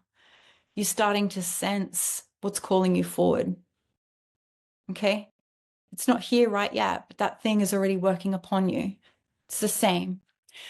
The shift into advanced technology increasingly working at a spiritual level where it interfaces with Earth and humans' consciousness in an artificial manner. This is Ahriman. This is why we need to understand that we are the direct expression and embodiment of Earth. This is why we need to understand our spiritual bodies, our own spiritual bodies, their purpose and their function. And not just from, yes, like a energetic spiritual way, which is very important, but it's also to understand sort of what could I say, the qualities that our spiritual bodies hold for us, and that we literally are the mirror of Earth, and we literally are also the mirror of heavens. Now, the technology and seeing potentially, because at this time we're a little bit lost and we've got a lot of forces and a lot of intensity going on, we are advancing very quickly in technology, and have been, not just like rapidly in the last couple of years, but I mean, you just got to look over the last 100 years, 150 years. I mean, you really just got to look since the year 2000. Crazy explosion since the year 2000 in the last 25 years. What the heck is going to happen in the next 25? Wild. Now, because we do not understand ourselves spiritually, we don't have that strong spiritual connection yet, and we have very minimal education around who we are at a greater level in terms of our spiritual bodies. We do not recognize that advanced technology and how we are setting things up literally interfaces with us as well. You can notice this when you are staring at a screen too long, or when you have like just been on your phone and you're scrolling. You notice like you just feel like something has taken control of you, or you vacate, or both. And you may have even noticed over the last years where you feel more clouded in your energy and your thinking and your feeling. These things we're going to face increasingly, and that shouldn't,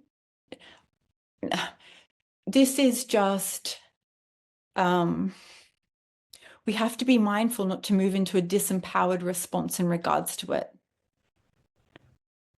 This is a challenge, just as what we've had at other times in our history. Different challenges, different eras. This is just part of our challenges as well. So I will go into technology. I'll go into Earth. I mean, I could do a whole thing on Earth. Yeah. We've got the spiritual war upon Earth. Within the heavenly world, the right and the left-hand paths, and the spirits of light and spirits of darkness battling. I get that from a materialized perspective, a person that might not, that all just sounds like Harry Potter or Lord of the Rings, or you using religious language now and just like Bible stuff. What? I do get that. I really do.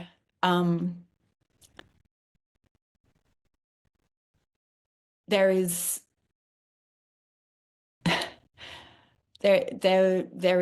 it's not necessarily for everybody right now, but at some point in time, all of this will become a collective recognizable reality. It's just because it is what the reality is. It's really just the truth of it. It is just what the reality is. So it doesn't matter if this doesn't sit with you right now. Well, it may not at all in this lifetime, but the spiritual reality, it's objective. It's there. and it functions in a way, and it has particular beings that work in a particular way, and it all interrelates and interlinks into Earth and with Earth, and that's what makes Earth beautiful and magical and connected to everything else. It's also what makes humanity the same. So with the revisitations of prior periods, like I spoke about, especially the Egypto-Chaldean period and the last period of Atlantis, we're coming into a period where we're repeating specifically those times. The rise of Sophia, the Holy Sophia, and the Christ consciousness, this is also what we're receiving. So while it sounds like we've got these intense things going on, you might have been like, oh my God, we've got lots of really incredible things. We have the Holy Sophia rising, Christ consciousness, okay, within the etheric and astral realms of earth and heaven, of which we are connected to.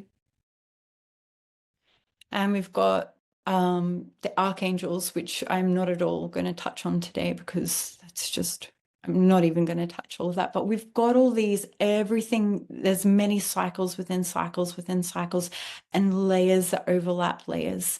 So I'm going to skip to something here as an example. I wanted to add, I tried to make this. I tried to add all of these things. And you can see my little like budget attempt to like, how do I get this to cross here? So this is just the post-Atlantean period of time. Okay.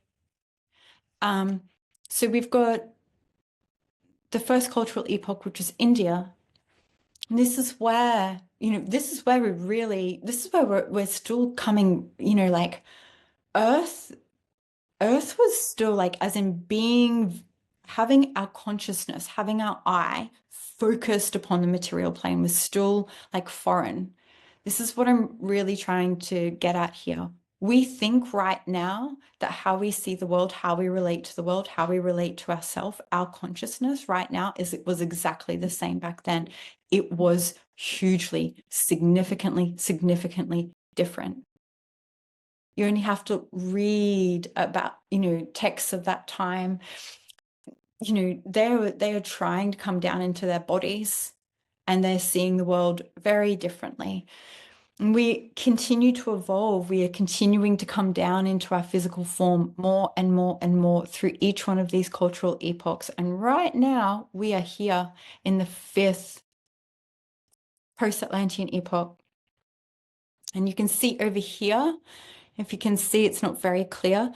This 7th, where it says Mongolian, this was the last cultural epoch of Atlantis, or what it was named. Here we've got India in the age of Cancer, Gemini, Taurus, Egypt, Greco. And we're now, sort of maybe a quarter. I don't know. I can't do math very well. But the 5th cultural epoch lasts until 3,573. So we're working through all of these themes, okay? We're working through this right now, and we're mirroring here. We're mirroring Egypt, okay? Not really surprising that we're making more and more of these discoveries. Here gives you the perspective. We're in the post-Atlantean epoch here, but this is where Atlantis was the 4th epoch, Lemuria the 3rd.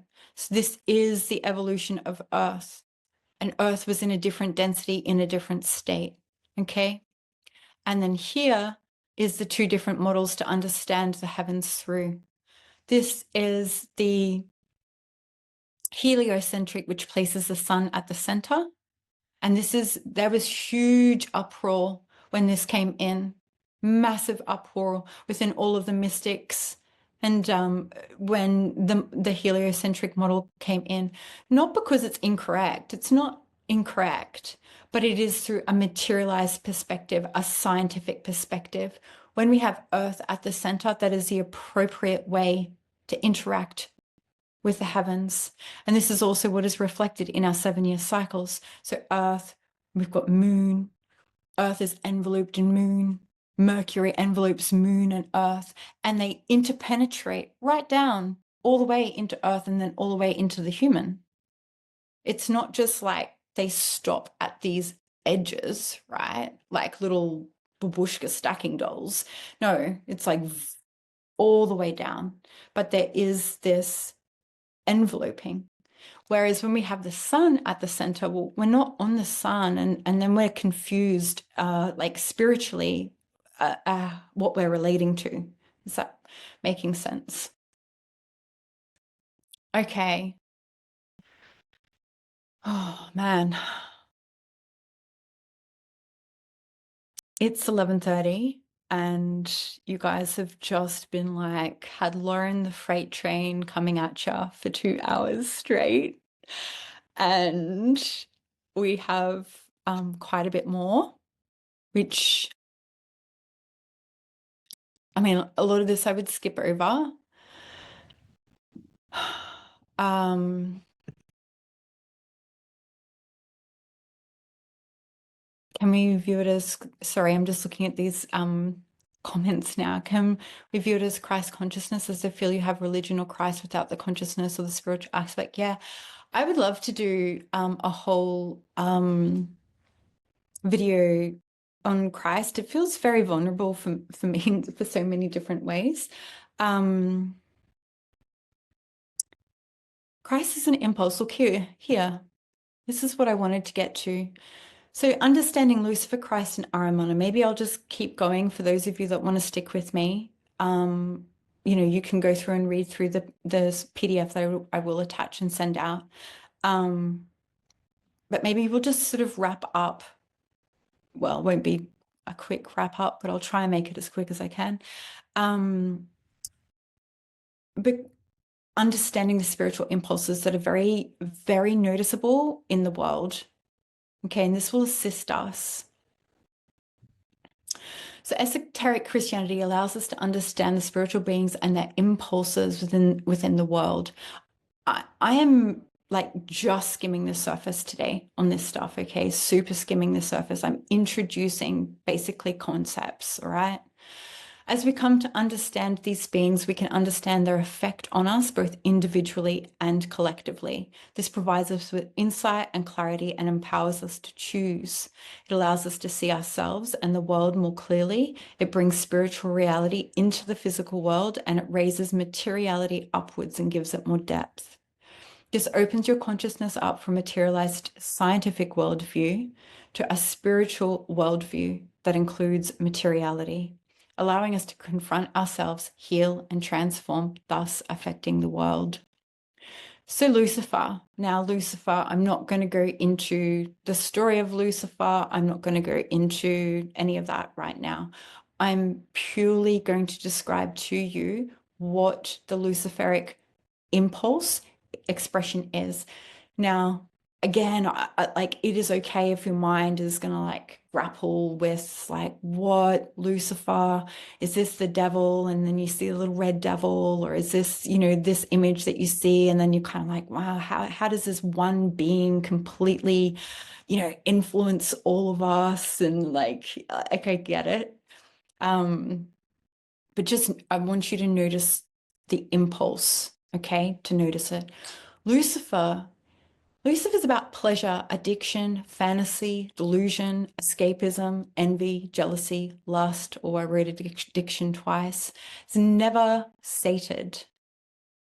Lucifer is rebellion and nonconformity, unbridled freedom, and aversion to rules, laws, order, structure. Lucifer is ungrounded knowledge, or knowledge without wisdom.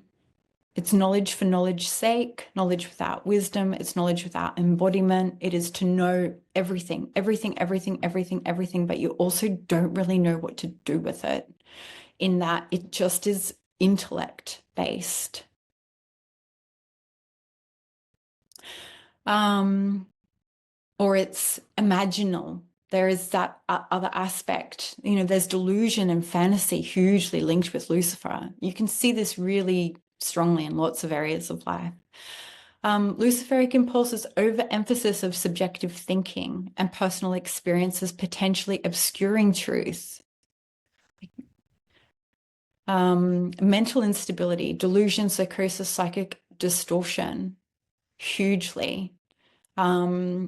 Lucifer, so don't think of Lucifer the being if you're really sort of had maybe a religious upbringing or foundation. Like, know the point of orientation you're coming from when it comes to this kind of language. If you are also interested in trying to kind of learn a more esoteric Christian perspective, right? So know that it's going to get in the road a little bit. The Luciferic sort of expression, or Luciferic impulse within the world. You've got to think of it like a huge swath of energy, and it has a whole heap of even beings that are connected to on different planes. So if you saw, where I showed you Earth and Moon, and these are the heavenly realms. There are beings in these realms that also they're all going through their own development process. And when you fall, or when you sort of start to get distorted, you even as a being, you will fall into a particular sort of legion, or you'll follow a particular then line. So how does the Luciferic impulse look, either within ourselves or within the world? And we all have it. We all have it. And to pretend that we don't, like, you're just sort of lying to yourself in a way, or halting yourself. Lucifer is like, again, that escapism. It's addiction. Where are you addictive? And it can be towards things like food, or like alcohol, or like literally anything that you recognize. It can even be qualities of thoughts or emotional states that you want to continue to engage in. Okay. But specifically, the Luciferic impulse, dopamine, it wants to get you high all the time. It wants to take you out of your body. So device distraction, entertainment, movies, TV, video games, etc., pornography, OnlyFans, the sexualization of the human, hunger for knowledge without wisdom, gender distortion, sugar, drugs, spiritual escapism. It expresses in unbridled desires and urges, imbalances between self-love and self-focus, that like so me, me, me, me, me, me, me, me, me, me, me, me, me, me, me, me, me, me, me, me. Really Luciferic, really Luciferic. So there's this imbalance, exaggerated opinion of oneself. Lucifer, the Luciferic impulse, it's described like it's sort of air, it's mind, it's thought, and it's warm. Like you want to escape. Where some people, if you've been here for a while, you would have heard me say this before, in spirituality, it's, we can jump into different types of spirituality, and like everything is set up for it now. This is like, I have shame and guilt for wanting to do a 2-hour video, and I have shame and guilt because I do not know how to do my work with integrity and authenticity in a 1-minute reel. And that is Lucifer. And that's Lucifer because we are then just hit, fragment of information, but we still have no clue. We've just snorted that spiritual coke. Lucifer, the Luciferic impulse, wishes to draw us up and away from our body. Always escape. Always escape. So you can now look out into the world, or just look out into your life, or get curious when you notice different kind of qualities of energies, that are coming up. And you're like, oh, I want to get away from this. And then I'm going to do this thing to like get away from whatever discomfort. I'm not making that wrong or bad. I do it too. I think it's a part of the process, especially when we're going through our own transformation. It is, however, to be able to identify and name it, and to know what it is. I am escaping right now. Why am I escaping? What do I do and use to escape? Is this actually helping me Can I confront myself about it?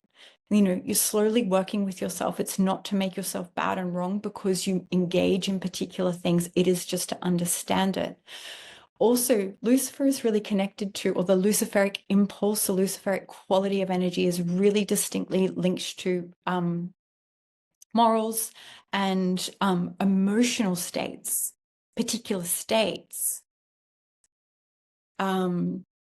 Which again, like I was like, oh, as I was putting all of this together, as you can see, I'm like, oh my gosh, I could do this and this lecture on this. We need to understand this. Okay. So when we are going through, if I just sort of summarize this out and looking at the world right now, and we've got this intensity, what do we see? We've got excess entertainment, crazy at the like touch of our finger. Entertainment, entertainment, entertainment, entertainment, entertainment, escape, escape, escape, escape, escape. All of that entertainment also has a spiritual impulse and quality of energy. Are you paying attention to what that is? Are you taking that in? Click of a phone, I can get to porn. Click of a phone, you know, I can get anywhere and engage in anything. Pay attention. This is where I've been going with all of this. We have to start developing ourselves, developing our spiritual senses, being able to identify what is what in the world, what is behind it, because this is how we can, well, firstly, know where our center is, our own individual center. And this then allows us to be able to go, okay, I can understand what is occurring in the world with a little bit more clarity rather than it just being this like giant rice fight. Okay. Now, Araman, I'm not going to go into, I can't, there's just no time, but I promise I will. Who Araman is. So Araman is really both the Lucifer, the Luciferic impulse, Ahriman, the Ahrimanic impulse. These are sort of adversaries to Christ or Christ consciousness. And I know I'm going to be like little cattle prodding you, zapping you with like the terms, but Ahriman is far more related to Satan. In religion over time, they became like homogenized, whereas in esoteric Christianity, they've been separated out as two different beings. There's a lot here. There's so much here, but just notice these impulses, okay? Prince of Darkness, and here's the adversary. It's linked to Sorat, and Sorat, Christ comes from the sun. Sorat, this great being, which I know will be tricky to get your head around, because it is tricky to get your head around, because it really is tricky to get your head around in a way. It's so different to how we've been taught and where our mind is developed at. But Sorat is the direct Antichrist force, and Ahriman is the being that is really very instrumental in Earth's evolution, as is Lucifer, as is Christ. Okay, these as is Sophia. We can go through the whole, but yeah, Ahriman is Prince of Darkness and is connected to Sorat. Abstract mathematical scientific worldview leading to machineism. Hardening force, cold thinking and feeling, mechanistic, rigid, cold, cunning intelligence, obscures the spiritual world through complete focus on the material world. Master of the intellect, complete orientation of the mind upon the material plane, wishes to darken man's soul and spirit from himself through the etheric plane and limit access to the spiritual world. Now, this will make more sense when you understand like technology and the technology we're moving into. Technology directly impacts our etheric field and Earth's etheric field directly. We are increasingly creating a like synthetic or artificial etheric field around Earth. And I know this is going to distress lots of you and think again that humans are bad and you know, who is this Ahrimanic being and he's bad and it's all bad. But we've got to understand this is literally a part of our growth process. It's part of it. It's part of it. Okay, so it can't be that bad. You know, these things have been, they are essential for us to, you know, be challenged by, to raise ourselves through, to initiate ourselves through, transform ourselves through individually and as beings of earth. This is the way, this is the path. It's about being able to know these beings, these impulses, see their expression in the world, and be able to know how to, you know, wield it essentially well. So with this artificial, the increase in technology and it affecting our mind and affecting our etheric field, this then starts to entrap us into like the material plane, starts to override our own consciousness, and we start to become like lose any connection that we may have had to our spiritual bodies. That's ultimately what it does. So the expressions in the world, yeah, Earth, human and Earth evolution and advancement through technology. So again, when we go back to those questions that you know, earlier, is like, really, what is the vision for humanity? Where are we going? What are we doing? What does an advanced culture, human culture, look like? Like, I don't know that I have the answers necessarily in terms of what it looks like, but I certainly get a clear sense of the impulse. And of course, it includes technology. But we are, if I go back to the mirroring times, we're especially, well, one part is we're very much mirroring the end phase of Atlantis. And in that end phase of Atlantis, we had very high technology that was actually in like the left-hand path, in the hands of the sort of the dark occult. And it was it was a very difficult time, really. Some of you may have a sense of a memory or a familiarity of it. There's a lot of oppression through technology in many ways. And in Atlantis, technology initially didn't start out in the hands of the left-hand path. It was actually through the right-hand path and through yeah, you know, the collective humanity at that time. But we use technology very beautifully, and we understood in a different way to how technology is created now. Okay, so it's not the same, but our consciousness very much harmonized with it. And this is when technology was in a way that was very healthy and harmonized with the human and earth. Okay, very different to what we're being introduced to at this time. And it then like sort of was taken over by the dark end path, and there was just a lot of distortion. And this is because humanity is still coming down into their body. Like, we were still growing. We've never stopped growing, like, really. Even now, and I like to think of this as a challenge. You know, I'm a grown up because I'm, I don't know, 43, and I've got a grown woman's body, but not really. Like, I'm going to be growing up all the way till I'm dead. And I go into this other form, and then I'm going to keep doing some growing up on the other side of it, you know?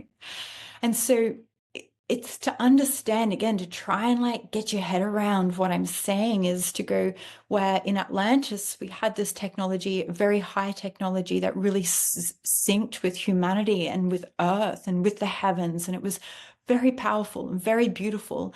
And then we were still learning about ourselves. We were growing, we were coming more into form, and it got taken over into the dark and the sons of light, or to the left-hand path, and it became very distorted, and it did. And so what we're now, because we're repeating it, what we're now going to need to go through is a period of intensity around technology until we move through that, and to return back to where we've got it in a way that it is harmonized. A high technology that is harmonized with human consciousness and Earth. Again, not going to happen in a lifetime, lovelies. Okay, don't expect that it will. That's not our role. That's not our job. Don't get caught up in the Luciferic delusion of, oh, but I just want it to be like this. It's not. Snap out of it. It's not. This is what our task is, and we are made for this task. We are made for this task. Otherwise, we wouldn't be here at this time. Literally, we wouldn't. We're made for it. So we've got to know and understand what our task is in relation to all of these things. And to know that what we are doing is, again, then we're creating legacy. We're paving this pathway. We are moving ourselves up to the return of when we can be able to hold these things. It's like, again, when you have the 7-year cycles, or you're going through and, you're having to sit into some event, and all of what that meant for you that happened 5 years ago, 10 years ago, 20 years ago, because you've never. It is uncomfortable. You're facing it all again. That's what we're doing. But of course, you are living proof that you have worked through those things. We will be doing exactly the same. Again, I so much just to talk about on human and earth, the etheric fields, and all of this. So, expression of Ahriman, creation of synthetic fields through technology, synthetic genetically moderated food. What Ahriman does is he wants to bring everything into materiality, everything into the mineral. So when we look at technology, and we look at where we may be going as a human, as an advancing culture, well, we are looking at enhancements, and enhancements, and they're all external enhancements. Enhancement. And this is currently sort of what we've been conditioned to see, or what we've been believing, at least, what advancement is, until it gets to a point of kind of real wonkiness. Ahriman is hereditary, only looking at hereditary. Again, it's like genetics, hereditary, genetics, that's Ahriman. It's genetically altering absolutely everything, including the human. It is growing humans in a machine. I'm sure you've probably seen some of those things, where there's, oh my gosh, like growing, it's super wacky.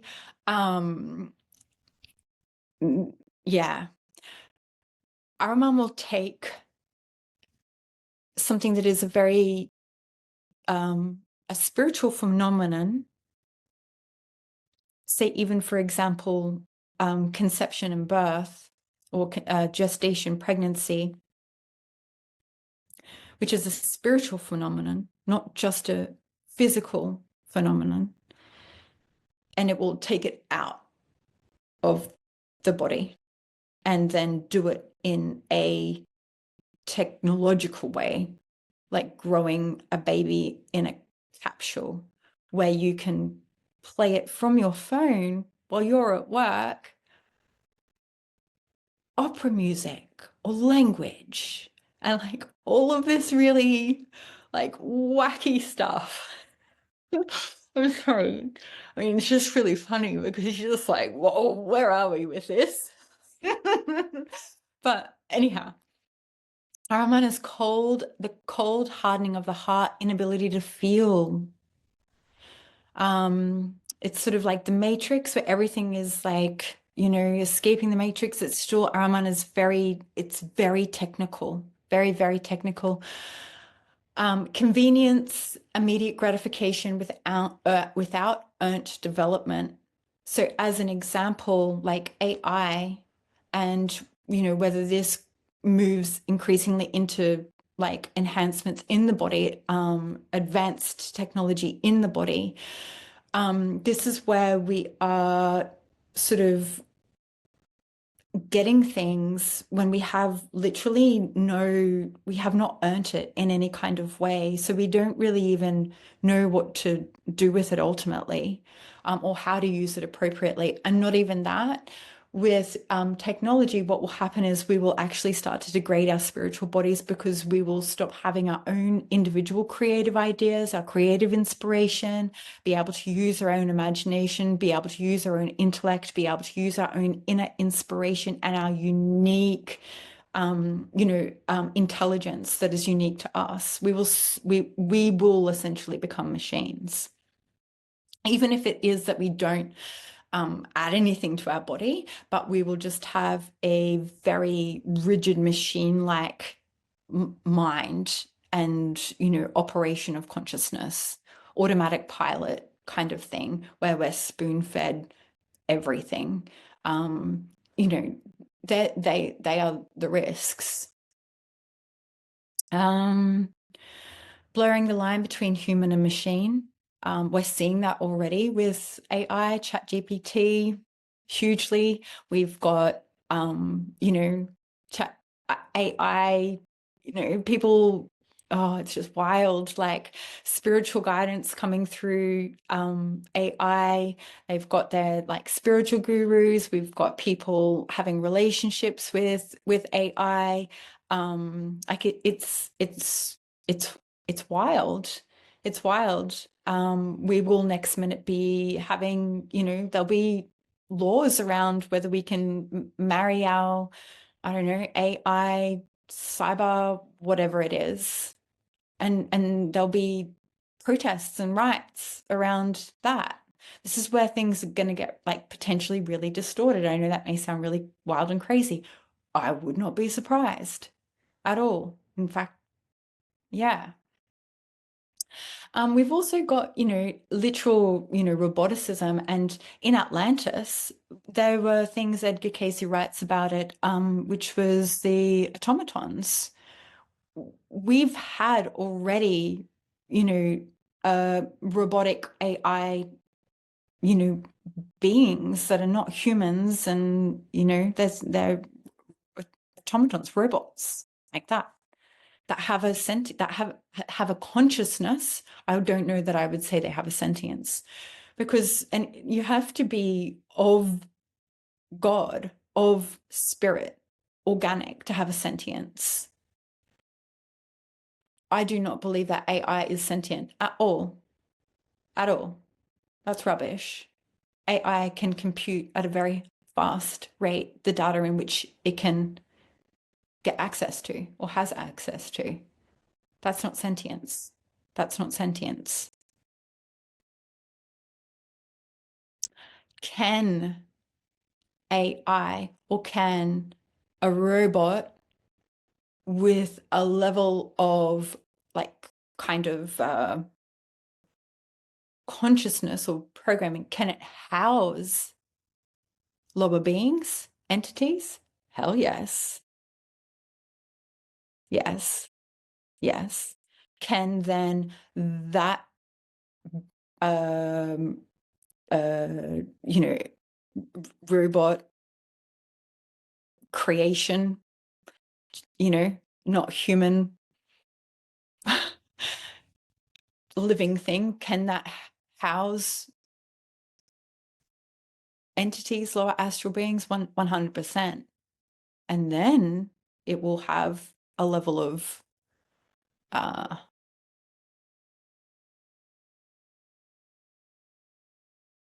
well, it will perform how it will need to perform.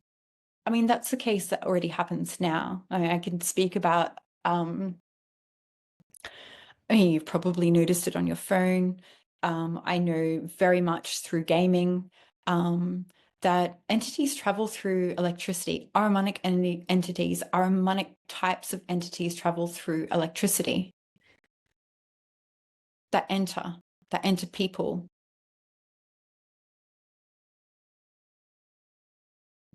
You think about people who are very deeply in the material mind, scientism, computers, you know, you can just observe people's qualities of energies and you will notice luciferic energies, whether they're embodying a lot of that, or more Ahrimanic energies, or embodying a lot of that, or just even within yourself. That's where I would encourage, notice it. And we're a combination of both, but some people are very distinctly one or the other.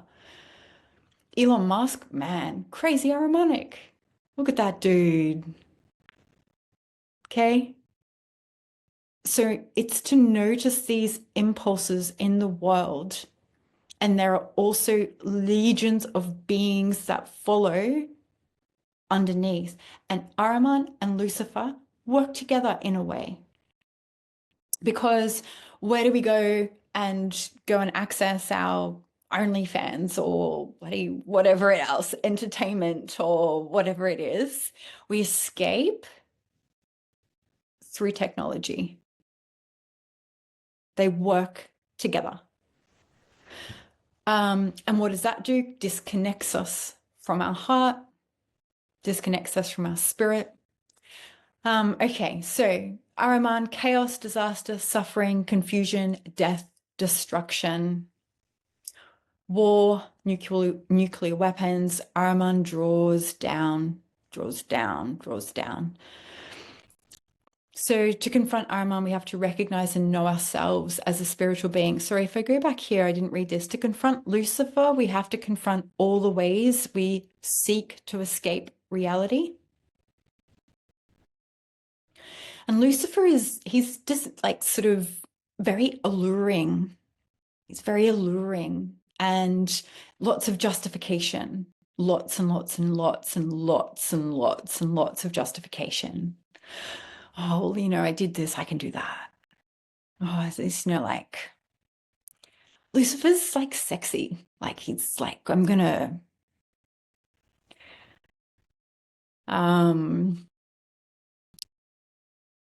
Ahriman, how we confront Ahriman is really to recognize ourselves as a spiritual being and not be willing to lose that, keeping that connection. Because the more we get introduced into technology, into Ahrimanic thinking, into material, into scientism, everything just keeps, we start to own, we're very externalized from ourselves, but we start to not be connected.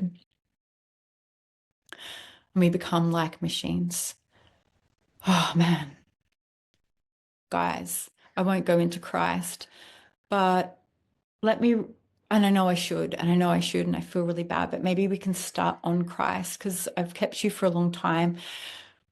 I'll summarize this here and then we'll leave it at that. Christ essentially is a balancing force between Ahriman and Lucifer and offers, so Christ, we understand Christ and we think of Christ as the man in the story and in religion, and we've got all this stuff around it. Christ is a being. Christ is a being that has been moving through earth and humanity for a very long time, long before the Christ being incarnates in the man Jesus.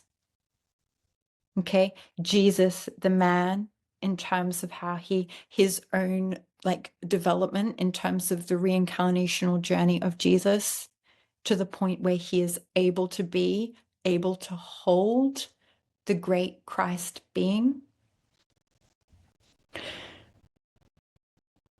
Jesus performing, his whole life was a ritual, essentially. And again, this will just highlight how much we don't understand spirituality.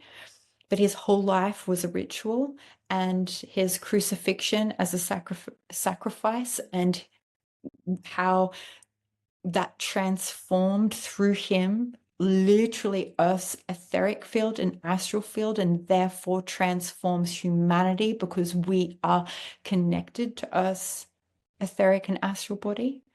Like I'm really quickly touching on a few things just to try and like soften or at least shift any like trigger. Christ, you can think of Christ as being, Jesus Christ. You can think of it as the man. You can think Christ as the being. You can think of Christ consciousness. You can think of really Christ impulse, the Christ impulse, this essence, this energy, the sun in your center, the sun in your heart, this warmth, this light. And the other part of it that I think there would be a lot of people that would resonate with this and maybe don't come in through the Christ kind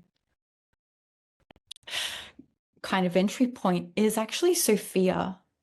And Sophia embodies also, she soaks up Christ's essence and energy. And Sophia is again mother. Sophia is earth. So you can see there's so much I want to share if any of you will turn up to these again. Christ is a balancing force between Ahriman, Lucifer, and offers humanity a path to spiritual wholeness.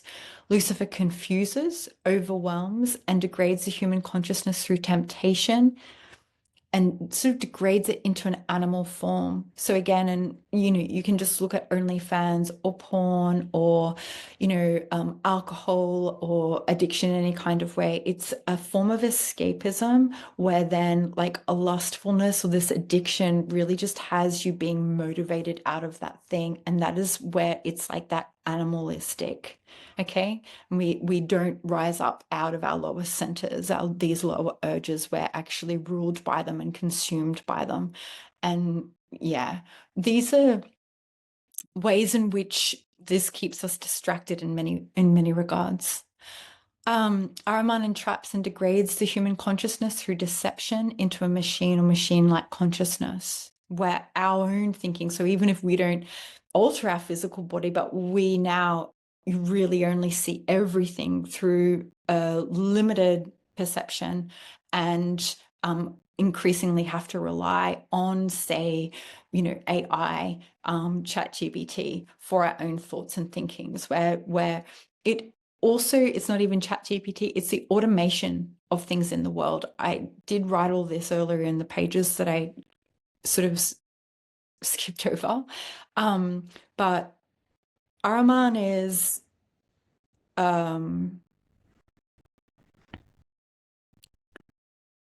really wants order, really wants, it's linked to one world governments. It's linked to having all of our information locked into a central body, a central governing system. All of that is like Ahrimanic, using technology in a way for control and power. Christ harmonizes the Luciferic forces and creates harmony, order, form, and meaningful structure. So when Lucifer is out there, and Lucifer is knowledge, Lucifer is imaginative thinking, Lucifer is all of these things. It can so be very unbridled, right?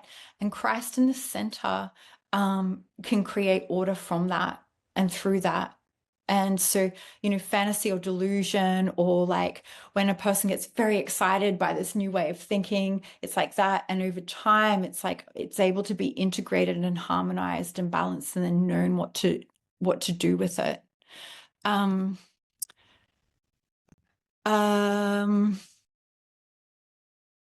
Christ works with Ahrimanic forces in a way that enables us to enjoy materiality and form rather than being entrapped in it.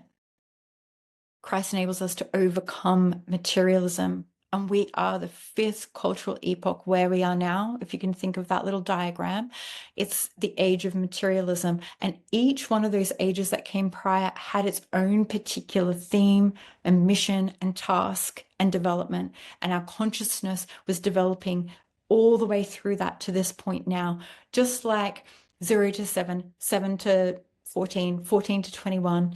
We are developing upon each phase, and behaviors or beliefs or stories that you outgrow, attitudes, just everything from 0 to 7. Some of that you leave behind doesn't come, you don't keep crawling or necessarily, I don't know, you develop upon it.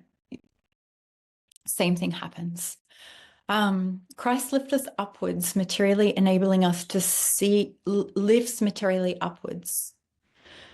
What have I written here? Christ lifts upwards materiality, enabling us to see and experience its spiritual function and essence. So it's Christ, we can say through God, it is through Spirit, it can be through the Holy Spirit. The way, if you were to explore this for yourself, you would discover the right way in which you were called to relate to it. And there will be a pathway that will be your way. I entered into this through Mary. I entered into this ultimately actually through Sophia first. Gaia, Sophia, Mary, then Christ. That was my pathway so far. Okay. And in esoteric Christianity, you've got, Isis, Mary, Sophia. Like our history and understanding key figures in time is also essential in being able to work with Christian mysticism. So Christ raises up, he raises up, calling up the Holy Sophia within earth. And the Holy Sophia is the cosmic feminine wisdom of earth. Sophia fell when Sophia fell when earth is materializing. Okay. And now earth is spiritualizing, she's being risen up. And the reason why earth is spiritualizing is because of Christ's ritual act, which again, so much to get into, but that literally transformed the spiritual nature, the etheric and astral field of earth, which is then of Sophia, which is then of humanity. Okay. Sophia is the feminine aspect of the divine. She is actively involved with Christ and the Holy Spirit. She guides humanity towards spiritual development and a deeper understanding of Christ's teachings. So again, if you find it difficult to enter in on Christ, your natural way, you may be called to enter in through Sophia or through Mary. Through just Gaia. Some people say just nature, Mother Nature. What they're speaking of when they speak of Mother Nature in that essence, it is her, but it's also Christ within her. That's that essence. Okay. All right. Not a chance we're doing any more, folks. You guys have done so well. Would I be going into, you be going into depth about the Christ next Monday? It's the one I'm less familiar with and would love to understand more. Yeah.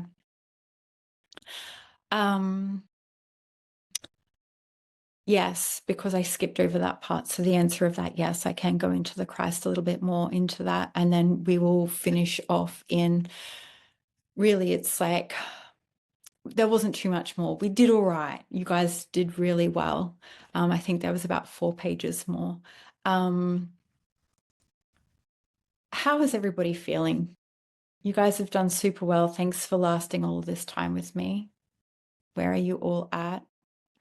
You're pumped. Good on you, D. Thank you.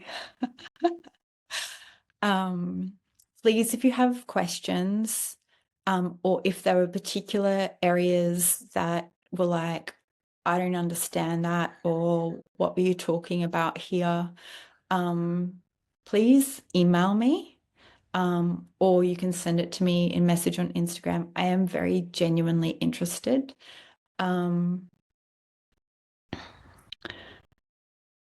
Yeah, as you can see, like there's so much here, like so much. What am I doing here? Let's go stop share. Um, there's so much that I've been wanting to share for a really long time, but it is, as you can see from today, it's not light spiritual information. You know, we're actually really getting into a lot of the depth of things a bit more now. And I know that that's not for everybody, but I'm hoping, you know, some of you have been yearning for it in a way that assists in making it make more sense. I appreciate all of your time and sending you much love. You'll get another email from me. Okay. See you.